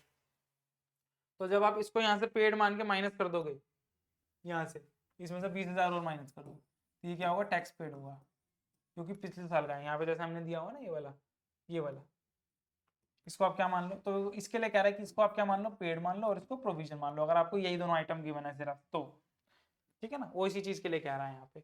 उसके बाद क्या कहता है, in case tax paid during the year is given, अगर tax paid during the year given है then the provision for tax account should be prepared. अब ये वाली बात आती है कि ये जो अकाउंट बनेगा, है ना, अगर आपको सिर्फ ये दो आइटम गिवन है तब तो आप ऐसे करो कि भाई प्रीवियस वाले को आप क्या मान लो, पेड मान लो, और करंट वाले को क्या मान लो, प्रोविजन क्रिएट मान लो। लेकिन अगर आपको tax paid during the year given है, यानी कि जैसे मैंने आपको 2 बैंक की एंट्री बताई, ये अगर आपको अब गिवन है तब आप क्या करोगे, इस प्रोविजन फॉर टैक्स अकाउंट को बनाओगे और यहाँ से आप पता लगाओगे कि आपको P&L में कितना अमाउंट भेजना चाहिए था या आपने भेजा, उसको आप क्या कर लोगे, एड बैक कर लोगे और इसमें क्या करोगे, जो आपका पेड है उसको एक्चुअल पेड वाले को माइनस करोगे ड्यूरिंग द ईयर, ठीक है ना। देखेंगे इसका ट्रीटमेंट भी हम। अब देखो अगला पॉइंट क्या आता है आपके पास, हमने ये चीजें पढ़ी सारी, जो हमारा फॉर्मेट था, फॉर्मेट हमारा ये था, तो हमने यहाँ तक की सारी चीजें ऑलमोस्ट समझ ली है ना, यहाँ तक की, सॉरी इसको हटाते हैं, हमने यहाँ तक की सारी चीजें समझ ली हैं, ये समझो। अब बात आती है आपके पास वर्किंग कैपिटल चेंजेस की, यानी कि changes in the current assets and current liabilities, ठीक है ना। वर्किंग कैपिटल क्या होते हैं आपके, current assets and current liabilities होते हैं ना, तो उसके बारे में हम बात करेंगे। देखो जी अब होता क्या है जी, कह रहे ट्रीटमेंट ऑफ इंक्रीज और decrease in the current assets and current liability of the cash flow statement. जो आपके कॉलम्स हैं यहाँ पे देखो, आपके जो कॉलम्स है उसमें क्या क्या लिखे हुए हैं आइटम्स, इंक्रीज और डिक्रीज इन अकाउंट्स रिसीवेबल, इंक्रीज और डिक्रीज इन इन्वेंट्री, इंक्रीज और decrease in accounts payable, increase and decrease in other current liabilities. अब ये होता क्या है, क्यों ऐड होता है, क्यों लेस होता है, वो सारी चीजें भी मैं आपको समझाऊंगा। देखो ये कह रहा है अकाउंट रिसीवेबल क्या है आपका, करंट एसेट है, इन्वेंट्री क्या है आपकी, करंट एसेट है, ठीक है, अकाउंट्स पेबल क्या है, करंट लायबिलिटीज है, और ये क्या है, ये भी करंट लायबिलिटी का पार्ट है ना। तो देखो इंक्रीज के आगे ब्रैकेट लगा हुआ, डिक्रीज के आगे क्या लगा हुआ, कुछ भी नहीं लगा हुआ, ब्रैकेट वगैरह। ऐसे यहाँ पे करंट, तो आप देखोगे करंट एसेट्स के इंक्रीज में नेगेटिव का साइन लगा हुआ है, ब्रैकेट को हम एक तरीके से नेगेटिव बोल देते ना, और डिक्रीज में क्या है, पॉजिटिव है। ऐसे लायबिलिटी में इंक्रीज में क्या है, नेगेटिव है, और डिक्रीज में क्या है, उस लायबिलिटी में इंक्रीज में पॉजिटिव है और डिक्रीज में क्या है, नेगेटिव वाला साइन है ना। तो कहना क्या चाह रहा है कि अगर लायबिलिटी बढ़ती है तो आपको क्या करना है, एड बैक करना है, और लायबिलिटी कम होती है तो आपको क्या करना है, माइनस करना है, और एसेट्स कम होते हैं तो आपको क्या करना है, माइनस करना है, और एसेट्स अगर बढ़ते हैं तो आपको माइनस करना है, और अगर एसेट्स कम होते हैं तो आपको लेस ऐड करना है, ठीक है ना। इसको हम देखेंगे धीरे धीरे, देखते हैं आराम से, इसमें बोलने में और करने में थोड़ा सा कंफ्यूजन हो जाता है, तो हम इसको एक एक करके आराम आराम से देखते हैं। देखो आप क्या कह रहा है, ट्रीटमेंट ऑफ इंक्रीज और decrease in the current assets and current liabilities shown as in the account. अब उसमें क्या कहता है भाई, under the cash flow indirect method, क्योंकि हम इनडायरेक्ट मेथड की बात कर रहे हैं, डायरेक्ट मेथड तो हमारा कोर्स में ही नहीं है। Changes in the current assets and current liabilities affect the cash flow under the operating activities. क्या कह रहा है भाई, जितने भी चेंजेस होंगे करंट एसेट्स और करंट लायबिलिटी में, बढ़ना या कम होना करंट एसेट का, जैसे हमने अकाउंट रिसीवेबल और इन्वेंट्री की बात करी, या फिर लायबिलिटीज में हमने ट्रेड पेबल्स और अदर करंट लायबिलिटीज की बात करी, उससे क्या होगा, आपका कैश फ्लो एक्टिविटी अफेक्ट करेगा। तो सबसे पहले हम करंट एसेट्स की बात कर लेते हैं। करंट एसेट्स में आपको बताया कि एक तो डेटर आ गए, उसके अलावा स्टॉक्स आ गया, बिल रिसीवेबल्स आ गए, और ऐसी बहुत सारी चीजें जितनी भी आती है, इन्वेंट्री हमने लिया था, इन्वेंट्री आ गई, है ना। तो हो क्या रहा है जी, कह रहा है increase in the current assets is क्या है, आउटफ्लो होगा, नेगेटिव इंपैक्ट। कैसे, देखो होता क्या है जी, जब आप बैलेंस शीट जो आप बनाते हो बैलेंस शीट, उसमें करंट एसेट्स के अंदर आप क्या लिखते हो, सपोज करो आपने डेटर लिखे हुए थे, ट्रेड रिसीवेबल, है ना, ये आपकी कंपैरेटिव बैलेंस शीट है। सपोज करो भी पिछले साल और इस साल, पिछले साल आपका 1 लाख के थे, इस साल 2 लाख के हो गए, ठीक है, तो यहाँ क्या होगा, डेटर हमारे बढ़ गए। क्या हुआ, डेटर हमारे बढ़ गए। ये डेटर बढ़े कैसे होंगे, क्योंकि आपने सेल क्या करी होगी, क्रेडिट पे सेल करी होगी, इस वजह से आपके डेटर बढ़े होंगे, और इस क्रेडिट सेल का इंपैक्ट आपका कहाँ गया होगा, प्रॉफिट एंड लॉस के अंदर गया होगा, है ना। जो आप सेल्स लिखते हो तो आप पूरी सेल्स लिखते हो ना, और इसी से आपका क्या बनता होगा, प्रॉफिट बनता होगा। जो आप एक्सपेंसेस लिखते हो, सेल्स लिखते हो, उसी से क्या बनता है आपका प्रॉफिट बनता है। तो यानी कि इस क्रेडिट सेल का इम्पैक्ट यहाँ गया होगा और इसके इम्पैक्ट की वजह से प्रॉफिट में फर्क आया होगा, है ना। तो अब करना क्या है जी, तो ये जो सेल आया है इसको हम क्या करेंगे, इससे जो डेटर बने हमारे, मतलब जितना आपका उधार अभी भी बाकी है पिछले साल और इस साल में जितने डेटर बढ़े, इसकी वजह से क्या है, एक नोशनल अमाउंट ऑफ हमारा क्या है अकाउंटिंग प्रॉफिट में एडेड है, तो उस एडेड प्रॉफिट को हम क्या करेंगे, कम कर देंगे। तो इसलिए जितना भी इंक्रीज हमारा डेटर के अंदर हुआ है या जितना भी इंक्रीज हमारा करंट एसेट्स के अंदर हुआ है उस सबको हम क्या कर लेंगे, लेस कर देंगे। वो क्या आपका नेगेटिव इंपैक्ट देता है आउट, क्योंकि वो आपका आउटफ्लो है, क्योंकि वहां पे पैसा तो एक्चुअल में तो पैसा आया ही नहीं, आपने सिर्फ नोशनल बेसिस पे पैसा बढ़ाया ना क्रेडिट, क्योंकि वो आगे आएगा अभी आया नहीं। और कैश फ्लो में हम क्या कर रहे हैं, करंट ईयर में जितना पैसा आया उसकी ट्रीटमेंट कर रहे हैं। तो ये जो हमने एक्स्ट्रा पैसा लगाया है, मतलब जो हमारे पास आया नहीं उसका हमने ट्रीटमेंट डाला है, उसको हम क्या करेंगे, वो हमारे लिए एक तरीके से नेगेटिव इंपैक्ट जाएगा, तो उसको हम यहाँ पे क्या मानेंगे, आउटफ्लो हो गया हमारे लिए वो, क्योंकि अभी तो आया नहीं तो हम उसको क्या मानेंगे, आउटफ्लो हो गया। More money is tied up with the asset and reducing the cash, क्योंकि आपके डेटर्स बढ़ गए तो करंट एसेट्स के अंदर आपका क्या होगा, मनी फंस गया वहां पे, भाई आपके पास एक्चुअल में तो आया नहीं ना अभी, तो वहां क्या हो गया, टाइड अप हो गया आपका पैसा, ठीक है, जिसकी वजह से क्या होगा, आपकी एक्चुअल कैश पोजीशन में कमी आ गई। For example if the debtor increase more sales in the credit and cash outflow is so the cash inflow decrease. अगर डेटर कम हो जाते हैं तो क्या कह रहा है जी, if the debtor increase more sales are on credit, मैंने यही बात बोली कि आपके डेटर कैसे बढ़ रहे हैं, कि आपके क्रेडिट पे सेल हुई है, सो कैश इनफ्लो डिक्रीज, जिसकी वजह से क्या होगा कि भाई आपके पास पैसे नहीं आएंगे, पैसे नहीं आएंगे तो आपका कैश फ्लो कम हो जाएगा। अगर इसी को मैं बोलूँ कि भाई डिक्रीज हो रहा है करंट एसेट्स, तो उसका क्या होगा, पॉजिटिव इंपैक्ट होगा। इसी एग्जांपल को मैं चेंज कर लेता हूँ, तो ये जो हमारा 2 लाख था ये 1 लाख था, और इसको मैं क्या कर लेता हूँ 50K कर लेता हूँ। अब यहाँ पे क्या हुआ कि आपके पैसे आ गए, इसका क्या मतलब हुआ कि आपकी सेल्स क्रेडिट की कम हुई होगी, या तो हो सकता है ना, एक रीजन रिड्यूसिंग द, तो उससे की वजह से क्या होगा कि आपने जो इम्पैक्ट लिया होगा वो क्या लिया होगा, उसमें प्रॉफिट में कम इम्पैक्ट आया होगा एक्चुअल कैश का, है ना। तो reducing the current assets mean cash, more cash is available. अगर वो डेटर कम हो जाते हैं, इसका मतलब क्या है, डेटर से हमारे को पैसा रिलीज हो गया, पैसा रिलीज हो गया तो उसको क्या करेंगे हम, पॉजिटिव की तरह देखेंगे, तो उसको हम क्या करेंगे, एड बैक करेंगे, है ना। तो वही समरी इसकी क्या बन के आई कि अगर करंट एसेट इंक्रीज होते हैं तो उसको क्या करना है, माइनस करना है कैश फ्लो में से, उसको आउटफ्लो की तरह ट्रीट करेंगे, और करंट एसेट डिक्रीज होते हैं तो उसको क्या करना है, ऐड करना है, वो इनफ्लो की तरह ट्रीट करेंगे। जैसे एग्जांपल करेंगे, अगर स्टॉक कम होता है, स्टॉक कम होता है it means that stock has sold. अगर आपका जो ड्यूरिंग द ईयर, अगर मैं इसकी बात करूँ, यहाँ पे मैं अगर स्टॉक्स ले लेता हूँ, यहाँ पे 1 लाख के, यहाँ पे 50K के, ये बढ़ रहा है, यानी कि स्टॉक में आपका पैसा ज्यादा फंसा हुआ है, तो उसमें क्या करेंगे, वो माइनस कर देंगे, क्योंकि करंट एसेट्स में आपकी इन्वेंट्री बढ़ रही है। और अगर यही उल्टा हो जाए कि भैया 25K हो गया, यहाँ पे कम हो गया, और तो इसका मतलब क्या है, आपका स्टॉक जो आपका पुराना स्टॉक पड़ा था वो बिक रहा है, तो उससे आपके पैसे रिलीज होके आ रहे हैं, तो क्या है, डिक्रीज इन, उसको क्या बोलेंगे, एडिशन हो रहा है हमारा कैश फ्लो के अंदर, ठीक है ना, समझ में आई। इसी का बिल्कुल अपोजिट क्या बनता है, करंट लायबिलिटी बनता है, कि अगर करंट लायबिलिटी में पॉजिटिव इंक्रीज हो रहा है, यानी कि आपका पैसा आप नहीं दे रहे हो, यानी कि कैसे, कि जैसे अगर मैं इसकी बात करूँ, more liability means company has delayed in payments and keeping more cash.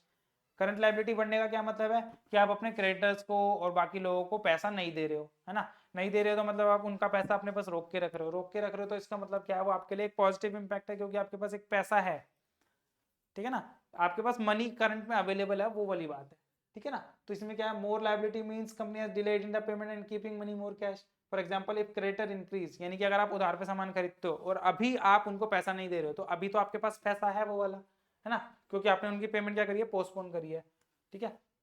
तो उससे क्या होगा, आपका पैसा अभी है आपके पास, यानी कि वो इनफ्लो की तरह ट्रीट होगा, सेम तरीके से, है ना। कैसे होगा, देखो जी, परचेज हम लिखते हैं P&L के अंदर, तो परचेज में हमारे पास क्रेडिट परचेज भी होती है, जैसे मैंने आपको सेल का एग्जांपल दिया था वैसे ही परचेज का है, तो इसके अंदर जो हमारी क्रेडिट परचेज होती है उसकी वजह से क्या होगा, आपका प्रॉफिट कम हो जाएंगे, है ना, क्योंकि आपने एक्सपेंसेस में क्रेडिट परचेज डाला, प्रॉफिट कम होगा, उसका इंपैक्ट कहाँ दिखेगा, प्रॉफिट के कम होने पर दिखेगा, तो इसको आप एड बैक कर लोगे तो उसका चेंजेस कम हो जाएगा, है ना, वही सेम तरीका। और अगर डिक्रीज हो जाती है करंट लाइबिलिटीज, तो उसमें क्या है, आउटफ्लो, यानी कि अगर आपके जो कैश फ्लो है, यानी कि अगर आप क्रेडिटर्स को पेमेंट रिलीज करते जाओगे, आपके जो आपके उधार पे सामान लिया था, तो उस केस में क्या होगा, उस केस में आपके पास कैश खत्म होता चले जाएगा, कैश खत्म होता चले जाएगा, तो वो आउटफ्लो ऑफ कैश काउंट हो जाएगा। तो इसीलिए लाइबिलिटी के केस में जब आपकी लाइबिलिटी डिक्रीज होती है तो उसको आप क्या करोगे, डिडक्ट करोगे, और अगर लाइबिलिटीज आपकी इंक्रीज होती है तो उसको आप ऐड बैक करोगे, है ना। तो अब चारों को देख लेते हैं एक बार। इंक्रीज इन करंट एसेट्स और डिक्रीज इन करंट एसेट्स, है ना। इंक्रीज इन करंट लायबिलिटी और डिक्रीज इन करंट लायबिलिटी, चार है। तो करंट एसेट्स में इंक्रीज, आप इसको थोड़ा याद करने की कोशिश करेंगे। करंट एसेट्स में इंक्रीज यानी कि आपके पैसे करंट एसेट्स में ओवर द पीरियड आपका एसेट बढ़ता चला जा रहा है। एसेट बढ़ता चला जा रहा है मतलब आपके पैसे एसेट्स के अंदर फंसे हुए, आपको मिल नहीं रहे मतलब तो आपका आउटफ्लो की तरह काउंट होगा। तो यानी कि इंक्रीज इन करंट एसेट्स को हम क्या करेंगे, लेस करेंगे। और डिक्रीज इन करंट एसेट्स यानी कि आपके कैश रिलीज हो रहा है, एसेट्स कम हो रहे हैं और कैश रिलीज हो रहा है, यानी कि डिक्रीज इन करंट एसेट्स को हम क्या करेंगे, ऐड बैक करेंगे। करंट लायबिलिटी की बात करते हैं। करंट लायबिलिटी में इंक्रीज हो रहा है, करंट लायबिलिटी में इंक्रीज हो रहा है तो इसका मतलब आप अपने क्रेडिटर्स को पैसा आपने पोस्टपोन कर दिया, अभी नहीं देना चाह रहे, थोड़ा रुक के देना चाहिए, यानी कि आपके पास इनफ्लो की तरह ट्रीट होगा वो। तो करंट लायबिलिटी में इंक्रीज क्या होगा, ऐड बैक होगा, और करंट लायबिलिटी में डिक्रीज क्या होगा, लेस होगा, है ना। तो देखो increase in current assets less, decrease in current assets add, उसके बाद आता है आपका decrease in increase in current liability add back. उसके अलावा जो लास्ट पॉइंट है आपका वो क्या है जी, decrease in current liability minus हो जाएगा, है ना। डिक्रीज इन करंट लायबिलिटी क्या हो जाएगा आपका, माइनस हो जाएगा। ठीक है जी, आगे बढ़ते हैं। देखो अगला पॉइंट क्या है। अच्छा, इन सब चीजों की एडजस्टमेंट के बाद आपका क्या बन के आया, वर्किंग कैपिटल बिफोर, जो आपका ये जो पॉइंट था टेबल के अंदर, हाँ जी ये वाला। तो अगर मैं इसकी बात करूं तो देखो जी हुआ क्या है, हमने ये देखा कि भाई नॉन ऑपरेटिंग एक्सपेंसेस हमने लिए, नॉन कैश एक्सपेंसेस लिए, उन सबकी ट्रीटमेंट करी ऐड और लेस करके, है ना। उसके बाद आया हमारे पास profit before working capital adjustment. उसके बाद हमने increase in decrease in working capital adjustment को ले लिया। उससे हमारा क्या है, कैश जनरेटेड फ्रॉम ऑपरेशन। अब इससे क्या पता लगा, क्योंकि आप देखो जब आप पीएनएल बनाते हो तो आपने सेल्स क्रेडिट सेल की आपने एडजस्टमेंट कर दी, current assets current liability, credit purchase की आपने एडजस्टमेंट कर दी। उसके अलावा आपका जो चेंज इन इन्वेंट्री होता है उसके अंदर आपने इन्वेंट्री की एडजस्टमेंट इसके अंदर कर दी। अदर एक्सपेंसेस में आपके जो डेप्रिसिएशन अमोर्टाइजेशन है उसकी एडजस्टमेंट कर दी। अदर एक्सपेंसेस में आपके जो आउटस्टैंडिंग एक्सपेंसेस होंगे, अदर इनकम्स होंगी, इन सारी चीज़ों की एडजस्टमेंट कर दी। तो पीएनएल से तो सारी चीज़ें कंप्लीट हो गई ना हमारे पास। तो इससे क्या आया आपके पास, कैश जनरेटेड फ्रॉम ऑपरेशन। तो इससे हमारे पास ये तो हमारा अकाउंटिंग प्रॉफिट था, और सारी चीज़ों की एडजस्टमेंट करने के बाद इसके अंदर जितनी भी थी उसमें से हमारा निकल के क्या आया, कैश जनरेटेड फ्रॉम ऑपरेशंस। अब उसमें आप लास्ट में देखो प्रॉफिट बिफोर टैक्स के बाद एक चीज होती है, प्रोविजन फॉर टैक्स। तो प्रोविजन भी हमने एडजस्ट कर दिया था, लेकिन ऑपरेशन से जितना भी आपने प्रॉफिट कमाया उसके ऊपर एक टैक्स आपने एक्चुअल में भी पे किया होगा, तो वो आप टैक्स को यहाँ पे एक्चुअल पेमेंट टैक्स को माइनस कर दोगे। तो इसके बाद जो भी आपका लास्ट में सबसे लास्ट में बचता है वो क्या बचेगा, cash flow from operating activities. तो इतना सारा करने के बाद आपके पास एक कंक्लूजन लास्ट में क्या निकल के आता है, ये सिर्फ अभी कौन सा वाला पार्ट निकल के आया आपके पास, cash flow from operating activities निकल के आया। ठीक है जी, अब अगली बात आती है हमारे पास cash flow from investing, investing activity in the cash flow statement. अभी तक हमने सिर्फ ऑपरेशन की बात करी, तो ये हमारा पहला पॉइंट कवर हुआ, तीन एक्टिविटीज में हमारी पहली एक्टिविटी कवर हुई, यही सबसे बड़ी और सबसे मेन है। बाकी सारी तो इस कंपैरेटिवली इसके बहुत ही आसान काउंट होती है। तो देखो इन्वेस्टिंग एक्टिविटी में क्या है, increase investing activity, the cash flow statement including the cash flow and inflow and outflow related to the purchase and sale of long term assets investments। long term assets क्या भाई, आपके fix assets हो सकते हैं, building हो गया, machinery हो गया, प्लांट एंड फर्नीचर फिक्सचर हो गया, या इन्वेस्टमेंट में आपके पास सिक्योरिटी में किसी पैसा लगा दिया आपने, वो हो गया। ठीक है ना। These transaction affect the companies future earnings capacity. भाई ये ट्रांजेक्शन क्या कंपनी की फ्यूचर अर्निंग कैपेसिटी को इफेक्ट करते हैं। जैसे कि purchase of fix asset, purchase करे तो आप पैसा दे रहे हो, पैसा दे रहे हो तो आपका वो आउटफ्लो होगा, वो नेगेटिव काउंट होगा। सेल ऑफ फिक्स एसेट्स, आप उसको रिलीज कर रहे हो एसेट्स को, तो रिलीज करोगे तो आप बेचने पे आपको कुछ पैसा मिलेगा, तो वो इनफ्लो काउंट होगा। Purchase negative, sale positive. Purchase of investment, आप पैसा बाहर दे रहे हो, इन्वेस्ट कर रहे हो, तो वो क्या होगा, नेगेटिव होगा, आउटफ्लो हो जाएगा। और उस सेल उस इन्वेस्टमेंट को आप बेचोगे तो क्या होगा, वो आपका इनफ्लो हो जाएगा, है ना। उसके अलावा लेंडिंग मनी लोन्स, भाई किसी को लोन्स एंड एडवांसेस आपने दिया, है ना, हम लोन्स एंड एडवांसेस दे देते हैं, तो वो क्या होगा, आपका आउटफ्लो हो जाएगा। और रिसीविंग, किसी की हमने जो लोन दिया था वो हमें वापस भी मिलेगा, जब वो वापस मिलेगा तो वो क्या होगा, हमारे लिए इनफ्लो हो जाएगा। और जो आपने इन्वेस्टमेंट करी उस पर आप इंटरेस्ट कमाओगे तो वो क्या है, आपके लिए इनफ्लो है। उसके अलावा आपका अगला पॉइंट कौन सा है जी, आपको डिविडेंड मिला, आपने जो सिक्योरिटीज शेयर्स में पैसे लगाए थे उस पर आपको जो डिविडेंड मिला वो भी आपके लिए क्या है, इनफ्लो का काम करेगा, है ना, लास्ट वाले पॉइंट में ये वाला। तो इससे क्या होगा, ये आपके लिए इनफ्लो होगा। तो जब आप इन सारी चीजों की एडजस्टमेंट कर दोगे तो आपको क्या बनेगा, वो cash flow from investing activity. और इसी चीजों को आपने फॉर्मेट में रखा है। देखो जी, इनफ्लो में क्या आएगा, sale of FA, sale of investment, interest receive, dividend receive. Outflow के अंदर ये सारा क्या आ गया, इनफ्लो आ गया। आउटफ्लो के अंदर क्या आया, purchase of FA, purchase of investment, loans and advances किसी को देना, और इन सबको आप ऐड कर लोगे तो ये क्या आ गया, आउटफ्लो। दोनों को आप सब्ट्रैक्ट और ऐड कर लोगे तो आपका नेट पता लग जाएगा। अगर पॉजिटिव आया तो कैश फ्लो फ्रॉम ऑपरेशन, ठीक है ना, और नेगेटिव आया तो कैश, वो भी आपका कैश फ्लो फ्रॉम ऑपरेशन आया। इसमें एक चीज मैं आपको, माइनर सी चीज है बहुत, वो भी मैं आपको बता देता हूँ। आप यहाँ पे देखो, यहाँ क्या लिखा है, cash flow from operation, operating activity या इन्वेस्टिंग एक्टिविटी। ऐसे अगर मैं इसकी बात करता इस वाले टेबल की, तो यहाँ पे भी क्या लिखा था, cash flow from operating activities. ये फ्रॉम ही क्यों लिखा है ना, तो होता क्या है जी, अगर तो आपका ये ऑपरेशन पॉजिटिव आया, सपोज करो ये सारी एडजस्टमेंट करने के बाद ये पॉजिटिव रिजल्ट आया, है ना, अमाउंट पॉजिटिव आया, तो आपके पास पैसा है, यानी कि जो आपके पास जनरेट होके आया पैसा वो फ्रॉम में आ जाएगा, ठीक है ना। अगर सपोज करो कि आपके पास ये नेगेटिव होता, तो यहाँ पे फ्रॉम की जगह क्या लिखा होता, टू लिखा होता, ठीक है, क्योंकि आपको उसमें पैसा और इन्वेस्ट करना पड़ेगा। तो ये चीज बहुत माइनर सी चीज है, अगर पेपर में कभी आ जाए तो कंफ्यूज मत होना, ठीक है। तो फ्रॉम के केस में आपका पॉजिटिव लिखोगे, क्योंकि आप जब भी लिखोगे, ये थोड़ा लिखने का स्टैंडर्ड तरीका भी है कि अगर आपके कैश फ्लो के क्वेश्चन सॉल्व करते समय ये पॉजिटिव आया तो आप क्या लिखोगे, cash flow from operating activities. अगर ये रिजल्ट नेगेटिव आया तो आप क्या लिखोगे, cash flow to operating activities. इसी तरीके से आपका इन्वेस्टमेंट में भी चलेगा, ठीक है जी। इसी तरीके से आपका इन्वेस्टमेंट में भी चलेगा। अगर आपका रिजल्ट पॉजिटिव आता है तो आप क्या लिखोगे, cash flow from operating activities. लेकिन आपका रिजल्ट अगर ये नेगेटिव आता है तो आप क्या लिखोगे, कैश फ्लो फ्रॉम की जगह क्या आ जाएगा, टू ऑपरेटिंग एक्टिविटीज, ठीक है जी। अब आती है फाइनेंसिंग एक्टिविटी बात। हाँ जी भाई, इन्वेस्टमेंट आपका इतना सही था, ठीक है। अब आता है जी cash flow from financing activities. कहता है फाइनेंसिंग एक्टिविटी क्या जी, जिसमें आप इनफ्लो और आउटफ्लो देखोगे, raising of fund, repayment of capital including equity debt, और यानी कि आपने कहाँ कहाँ से पैसा लिया और कहाँ कहाँ पैसा आपको वो रीपे किया, कैसे कैसे रीपे किया, कैपिटल फाइनेंसिंग बेसिस पे। तो उसके अंदर देखो जी, इश्यू ऑफ शेयर्स आपके लिए क्या है, पैसा आप मंगवा रहे हो तो इनफ्लो, इश्यू ऑफ डिबेंचर पैसा आप मंगवा रहे हो तो इनफ्लो, बॉन्ड के केस में भी इनफ्लो, पैसा मंगवा रहे हो तो आपने लोन लिया, वही लोगों से पैसा उधार लिया, वो भी क्या आपके लिए क्या है, पैसा आपने उधार लिया तो पैसा आपके लिए इनफ्लो, क्योंकि पैसा आपके पास आ रहा है। रिडम्पशन ऑफ डिबेंचर और बॉन्ड, जब आप रीपेमेंट करोगे लोन्स की और डिबेंचर्स की, वो क्या आपके लिए आउटफ्लो है, वो आउटफ्लो काउंट हो जाएगा।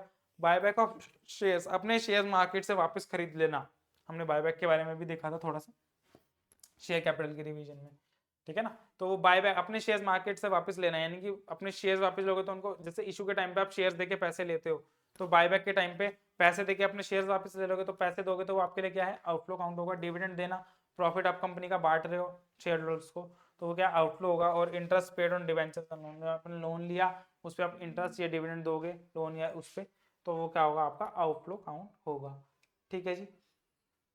तो ये हो गया आपका cash flow from financing activity. इसी चीज को उसने क्या किया भाई, proceeds from sale of shares, issue of shares, issue of debentures, long term borrowings आपने ले ली, वो आपका क्या inflow. Repayment of debentures, loan और डिविडेंड पेमेंट या इंटरेस्ट पेमेंट, वो क्या आपका आउटफ्लो। और इन सब चीजों को ऐड और लेस कर लोगे तो अगर ये पॉजिटिव रिजल्ट आया, यानी कि आपका इनफ्लो ज्यादा है, ये चीजें ज्यादा हैं और ये चीजें कम है, तो आपका क्या आएगा, फ्रॉम आएगा। लेकिन अगर ये चीजें ज्यादा हैं और ऊपर वाली चीजें कम है तो आपका क्या आएगा, नेगेटिव रिजल्ट आएगा। तो यहाँ पे आप क्या लिखोगे, टू फाइनेंसिंग एक्टिविटीज लिखोगे, ठीक है जी। तो ये आपका पूरा का पूरा क्या था कि आपने जितना भी तीनों एक्टिविटीज में देखा वो सब था। अब मैं आपको क्या बता रहा हूँ कि आपका इसके अंदर जो एक कंबाइंड फॉर्मेट है पूरा, वो मैं आपको दिखाने जा रहा हूँ, तो बड़ा ध्यान से देखिएगा, ठीक है जी। तो देखो अब हमें करना क्या है जी, अब हम देखते हैं कि हमें जो है, हाँ जी, तो मैंने आपके पास एक, ये मेरे पास शीट है जिसके अंदर हमने चीज़ें सारी लिखी हुई है। अब देखो हमारा जो ये टेबल है, ये वाला जो है, इसको हम करें, हमारे पास पेन है क्या यहाँ पे, जस्ट अ मिनट, मैं इसको ना उसके अंदर खोल लेता हूँ, पीडीएफ नोट्स फॉर्मेट में, इसको मैं ओपन कर लेता हूँ।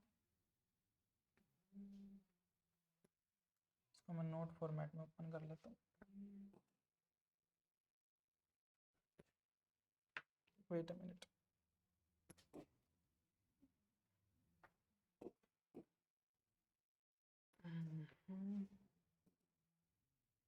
देखो जी, तो ये आपका है। अब इसमें आपका थोड़ा साइज बढ़ाने का है प्रॉब्लम, इसमें आपका साइज नहीं बढ़ पाएगा जी यहाँ पे फिलहाल। अच्छा जी, तो इसी में हम थोड़ा सा देख लेते हैं कैसे करना है जी हमें। तो ये जो आपका पॉइंट है यहाँ पे, अब देखो कि ये आपका जो पॉइंट आ रहा है cash flow from operating activity, मतलब कैश फ्लो स्टेटमेंट जो आप पूरी बनाओगे उसका पूरा का पूरा ये ब्यौरा है। क्या था भाई, cash flow from operating activity, उसके अंदर हमने क्या किया, profit before tax and extraordinary items ये हमने लिखा था। उसके अंदर क्या कर रहे हैं, आपको कैसे निकालना है, अगर ये निकालने के लिए आपने क्या किया, profit from statement of profit and loss लिया हमने यहाँ पे, है ना। क्या लिया हमने, प्रॉफिट एंड लॉस लिया हमने प्रॉफिट स्टेटमेंट के लिए। उसके हमने जनरल रिजर्व का डिफरेंस ऐड किया, फिर हमने इसको क्या ऐड किया, इंटीरियम डिविडेंड, प्रपोज डिविडेंड ऐड किया, प्रोविजन फॉर टैक्स ऐड किया, डेफर्ड टैक्स लायबिलिटीज और एसेट्स का हमने क्लोजिंग एंड ओपनिंग ऐड कर लिया। ये सारी चीजें क्या है जो आपका ऐड बैक करनी है, ये एक्स्ट्रा ऑर्डिनरी आइटम्स सारी, ठीक है ना। रिफंड ऑफ इनकम टैक्स ये एक्स्ट्रा ऑर्डिनरी आइटम, उसके अलावा और कुछ होगा तो ये क्या आ गया आपका net profit before tax and extra ordinary items. उसके बाद जो आपका नेक्स्ट पॉइंट बन के आता है उसमें आता है आपका नॉन कैश और नॉन ऑपरेटिंग एक्सपेंसेस। इसके अंदर हमें क्या करना है, डेप्रिसिएशन है आपका फिक्स एसेट्स पे, वो आप ऐड बैक कर लोगे, जो डेप्रिसिएशन है आपका ये आप ऐड बैक कर लोगे, अमोर्टाइजेशन ऐड बैक कर लोगे। उसके बाद अनअमोर्टाइज्ड एक्सपेंसेस, अगर आप जैसे फिक्टिशियस एक्सपेंसेस हो गए, जैसे कि आपका होता है एडवर्टीजमेंट सस्पेंस होता है ना, एडवर्टीजमेंट सस्पेंस होता है वो आप ऐड बैक कर लोगे। उसके बाद अलावा नॉन ऑपरेटिंग में आपका क्या है, interest on debenture, interest on loan, क्योंकि यहाँ पे फाइनेंसिंग के पार्ट बनते हैं, मैं आपको दिखाऊंगा नीचे फाइनेंसिंग में ऐड बैक होते हैं ये, ठीक है। उसके बाद premium payable on redemption on debentures, loss on sale of FA, ये सब आपके क्या है, ये जो आइटम आप ऑपरेटिंग में पीएनएल में ऐड लेस करते हो वो सब आप ऐड बैक कर लोगे। रेंटल इनकम आप लेस कर दोगे क्योंकि आपका इनकम का पार्ट हो गया। Investment income, dividend income, sale of FA, sale of profit on sale of investment, profit on sale of FA, तो इन सबको ऐड बैक, इन सब के एडजस्टमेंट के बाद क्या आया आपका profit before working capital changes आ गया। उसके बाद हम करंट एसेट्स और करंट लायबिलिटी की एडजस्टमेंट करेंगे, जैसे कि ऐड हमें क्या करना है, डिक्रीज इन करंट एसेट्स हमें क्या करना है, ऐड बैक करना है, ठीक है ना। Excluding cash and cash equivalent, भाई कैश एंड कैश इक्विवेलेंट क्यों नहीं करेंगे, क्योंकि उसका तो हमें क्लोजिंग एंड ओपनिंग मैच ही करना है ना, तो इसलिए उसको हम यहाँ पे करेंगे नहीं, है ना। तो decreasing stock, decreasing trade receivable, decreasing prepaid expenses, accrued incomes. उसके अलावा लाइबिलिटीज जो आपकी इंक्रीज होंगी वो सब क्या कर लोगे, ऐड बैक कर लोगे। Trade payables increase add back कर लेंगे, आउटस्टैंडिंग एक्सपेंसेस ऐड बैक कर लेंगे बढ़े हुए, प्रोविजन फॉर डाउटफुल डेट जो आपने बढ़ाया वो ऐड बैक कर लेंगे। लेस क्या क्या करना है हमने, ये हमने डिक्रीज इन एसेट्स को लेस किया था तो इंक्रीज इन एसेट्स को हम क्या कर देंगे, लेस कर देंगे, मतलब डिक्रीज इन एसेट्स को हमने ऐड किया था तो इंक्रीज इन एसेट्स को हम क्या कर देंगे, लेस। भाई इन्वेंटरी बढ़ी, ट्रेड रिसीवेबल बढ़े, प्रीपेड एक्सपेंसेस बढ़े, उन सबको लेस कर देंगे अगर बढ़ा हुआ आ गया तो। भाई इस या तो ये होगा या ये होगा, दोनों में से या तो बढ़ा हुआ आ गया ऊपर और घटा हुआ आ गया तो नीचे, घटा हुआ आ गया एसेट्स तो ऊपर और बढ़ा हुआ आ गया तो नीचे आ जाएगा लेस में। ऐसी लाइबिलिटी अगर बढ़ी हुई आगे तो ऐड कर लेंगे और लाइबिलिटी अगर कम हो गई तो उसको क्या कर लेंगे, माइनस कर लेंगे। तो ये क्या आ गया, cash flow from cash generation from operations आ गया, है ना। ये सेम हमारे फॉर्मेट पे आ रहा है जैसे जैसे हमने फॉर्मेट में किया था, जैसे जैसे हमने इस फॉर्मेट में किया था, देखो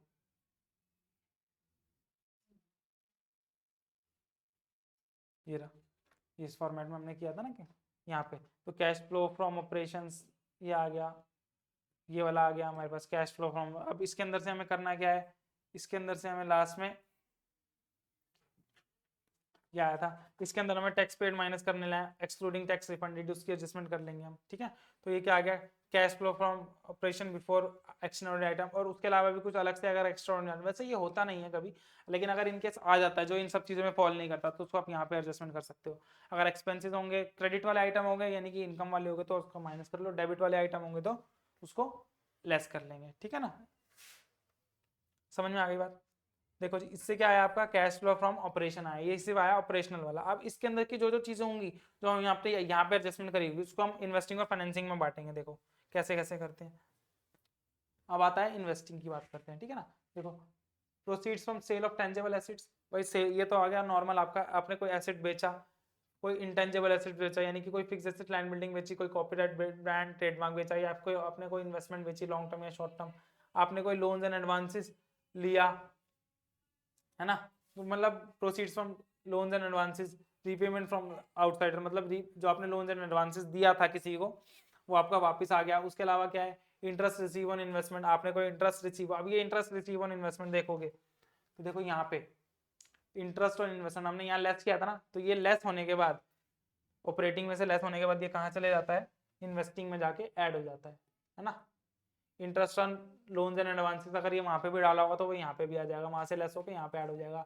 interest receive on debentures on held as investment, यानी कि ये जो तीनों तरीके के इंटरेस्ट हैं ये यहाँ पे ऐड बैक हो रहे हैं, तो ये यहीं पे जो इंटरेस्ट ऑन इन्वेस्टमेंट किसी भी तरीके के इन्वेस्टमेंट वो सब क्या होंगे, यहाँ पे लेस हो जाएंगे ऑपरेटिंग में और जाके इन्वेस्टिंग में ऐड हो जाएंगे। उसके बाद डिविडेंड देखोगे, डिविडेंड भी आपका यहाँ ऐड हो रहा है और ऑपरेटिंग में जाके क्या हो रहा है, वो ऑपरेटिंग में आपका लेस हो रहा है। देखो ये लेस हो रहा है ना ऑपरेटिंग के अंदर, ठीक है। और देखो प्रॉफिट ऑन सेल और ये है, ये भी आपके क्या हो रहे हैं, ये भी आपके यहाँ पे लेस हो रहे हैं, तो यहाँ जाके वो ऐड हो जाते हैं। एक्चुअली में यहाँ पे प्रॉफिट नहीं लेते क्योंकि आप क्या करो, परचेज डाल रहे हो तो आप सेल डाल देते हो, क्योंकि सेल और परचेज के बीच का डिफरेंस तो प्रॉफिट और लॉस होता है ना, तो आप सेल परचेज डाल देते हो तो वहां पे प्रॉफिट लिखते हो, लेकिन यहाँ पे आप दोनों चीजें डाल देते हो, है ना। तो ये देखो डिविडेंड रेंट रिसीव और डिविडेंड रिसीव क्या है आपका, इन्वेस्टमेंट के ऊपर रिटर्न है, वो यहाँ पे आपके आ जाएंगे। अब परचेज में आपके पास ये आ गया कि भाई आपने परचेज किया तो वो माइनस कर लिया, इन्वेस्टमेंट की परचेज भी आपने माइनस कर ली। किसी को आपने लोन दे दिया तो वो क्या है, इन्वेस्टमेंट का आपने माइनस कर दिया। इंश्योरेंस का क्लेम है against the loss of fixed assets, वो क्या कर लेंगे हम, माइनस कर लेंगे, ठीक है जी। फिर उसके बाद क्या है, इस सब एडजस्टमेंट करने के बाद आपका क्या आ गया, इन्वेस्टिंग एक्टिविटी आ गया टोटल, ठीक है जी।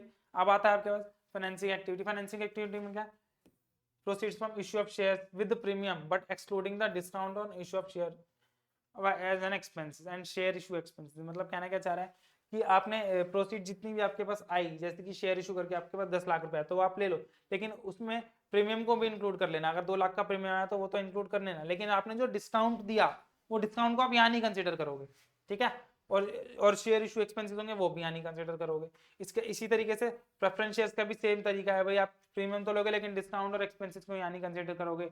डिवेंचर्स का भी सेम है कि आप प्रीमियम ले लोगे और डिस्काउंट और एक्सपेंसेस को यहाँ पे कंसिडर नहीं करोगे। उसके बाद आता है आपने कोई लोन लिया बैंक से, वो भी यहाँ पे आ जाएगा इनफ्लो के अंदर। ये सारा क्या हो गया, ऐड हो गया। लेस में आपके पास क्या आएगा, redemption of preference share debenture with premium.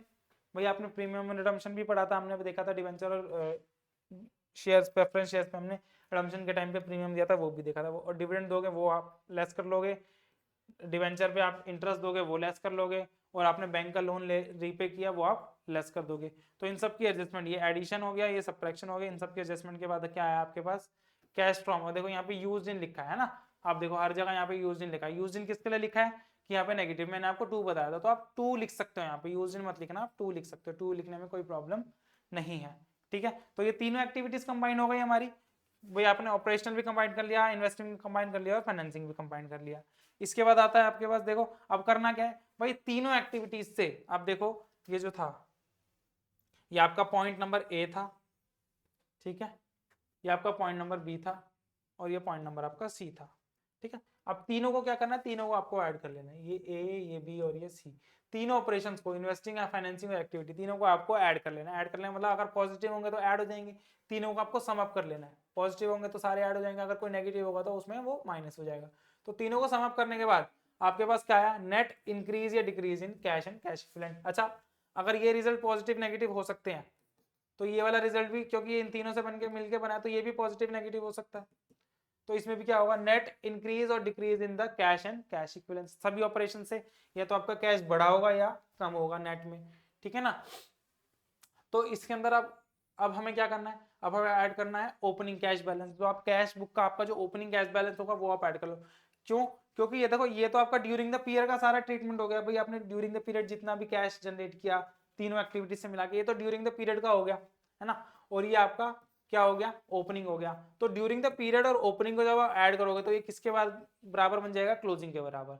तो आपके कैश फ्लो में सबसे जरूरी चीज ये है कि आपको इसमें आंसर पहले ही पता होता है कि अगर आपको कैश बुक दी हुई है और उसमें आपको ओपनिंग बैलेंस बताया और क्लोजिंग बैलेंस पता है, तो ये जो ट्रीटमेंट है इससे क्या होगा, आपका क्लोजिंग बैलेंस बन के, क्लोजिंग बैलेंस अगर आपको पता है तो आपसे आप मैच कर सकते हो, ये वाला बैलेंस आपका इस क्लोजिंग बैलेंस के साथ मैच करना चाहिए, ठीक है जी। समझ में आती है बात। तो देखो हुआ क्या भाई, आपने ड्यूरिंग द पीरियड आपने कन्वर्ट कर लिया, उसके बाद उसमें ओपनिंग आपने ऐड कर लिया, दोनों को एडजस्टमेंट करने के बाद वो क्लोजिंग के बराबर आ जाना चाहिए, है ना। तो जो आपका कैश बुक का क्लोजिंग बैलेंस होगा वो उसके बराबर आ जाएगा। समझ में आती है जी चीजें। मैं उम्मीद करता हूँ कि आपको पूरा चैप्टर की रिवीजन अच्छे से समझ में आ गई होगी। ठीक है जी। तो इसी के साथ हमारा अकाउंटेंसी का पूरा रिवीजन कोर्स खत्म हो चुका है। ठीक है, आपको आपके पेपर के लिए ऑल द बेस्ट। मैं कोशिश करूंगा बीच में आपके लिए एग्जाम की वीडियो और लेकर आऊँ। अगर आपको लाइव सेशन चाहिए मुझसे, आपके एग्जाम जो 26 मार्च को है उससे अगर आपको पहले एक लाइव सेशन चाहिए तो इस वीडियो के नीचे प्लीज़ कमेंट और लाइक ज़रूर करें कि आपको एक लाइव सेशन चाहिए जिसमें आपके जो डाउट होंगे वो मैं रियल टाइम बेसिस पे सॉल्व करूंगा in the video live session में। ठीक है, तब तक के लिए आप अपने ये सारे जो है रिविजन कंप्लीट करें। आपने वीडियो को बार बार देखें, नहीं समझ में आ रहा और कुछ चीज़ें नहीं समझ में आ रही हैं तो आप जो है रिविजन सेशन के लिए मुझे बता सकते हैं वीडियो में कमेंट करके। मैं आपके डाउट्स बिल्कुल रिजॉल्व करूंगा, या लाइव सेशन के लिए आप कहेंगे तो मैं आपका लाइव सेशन भी बिल्कुल लूंगा एग्जाम से पहले। 26 मार्च को आपका एग्जाम है, उससे पहले हम एक लाइव सेशन रखेंगे अगर आपको ज़रूरत होगी तो।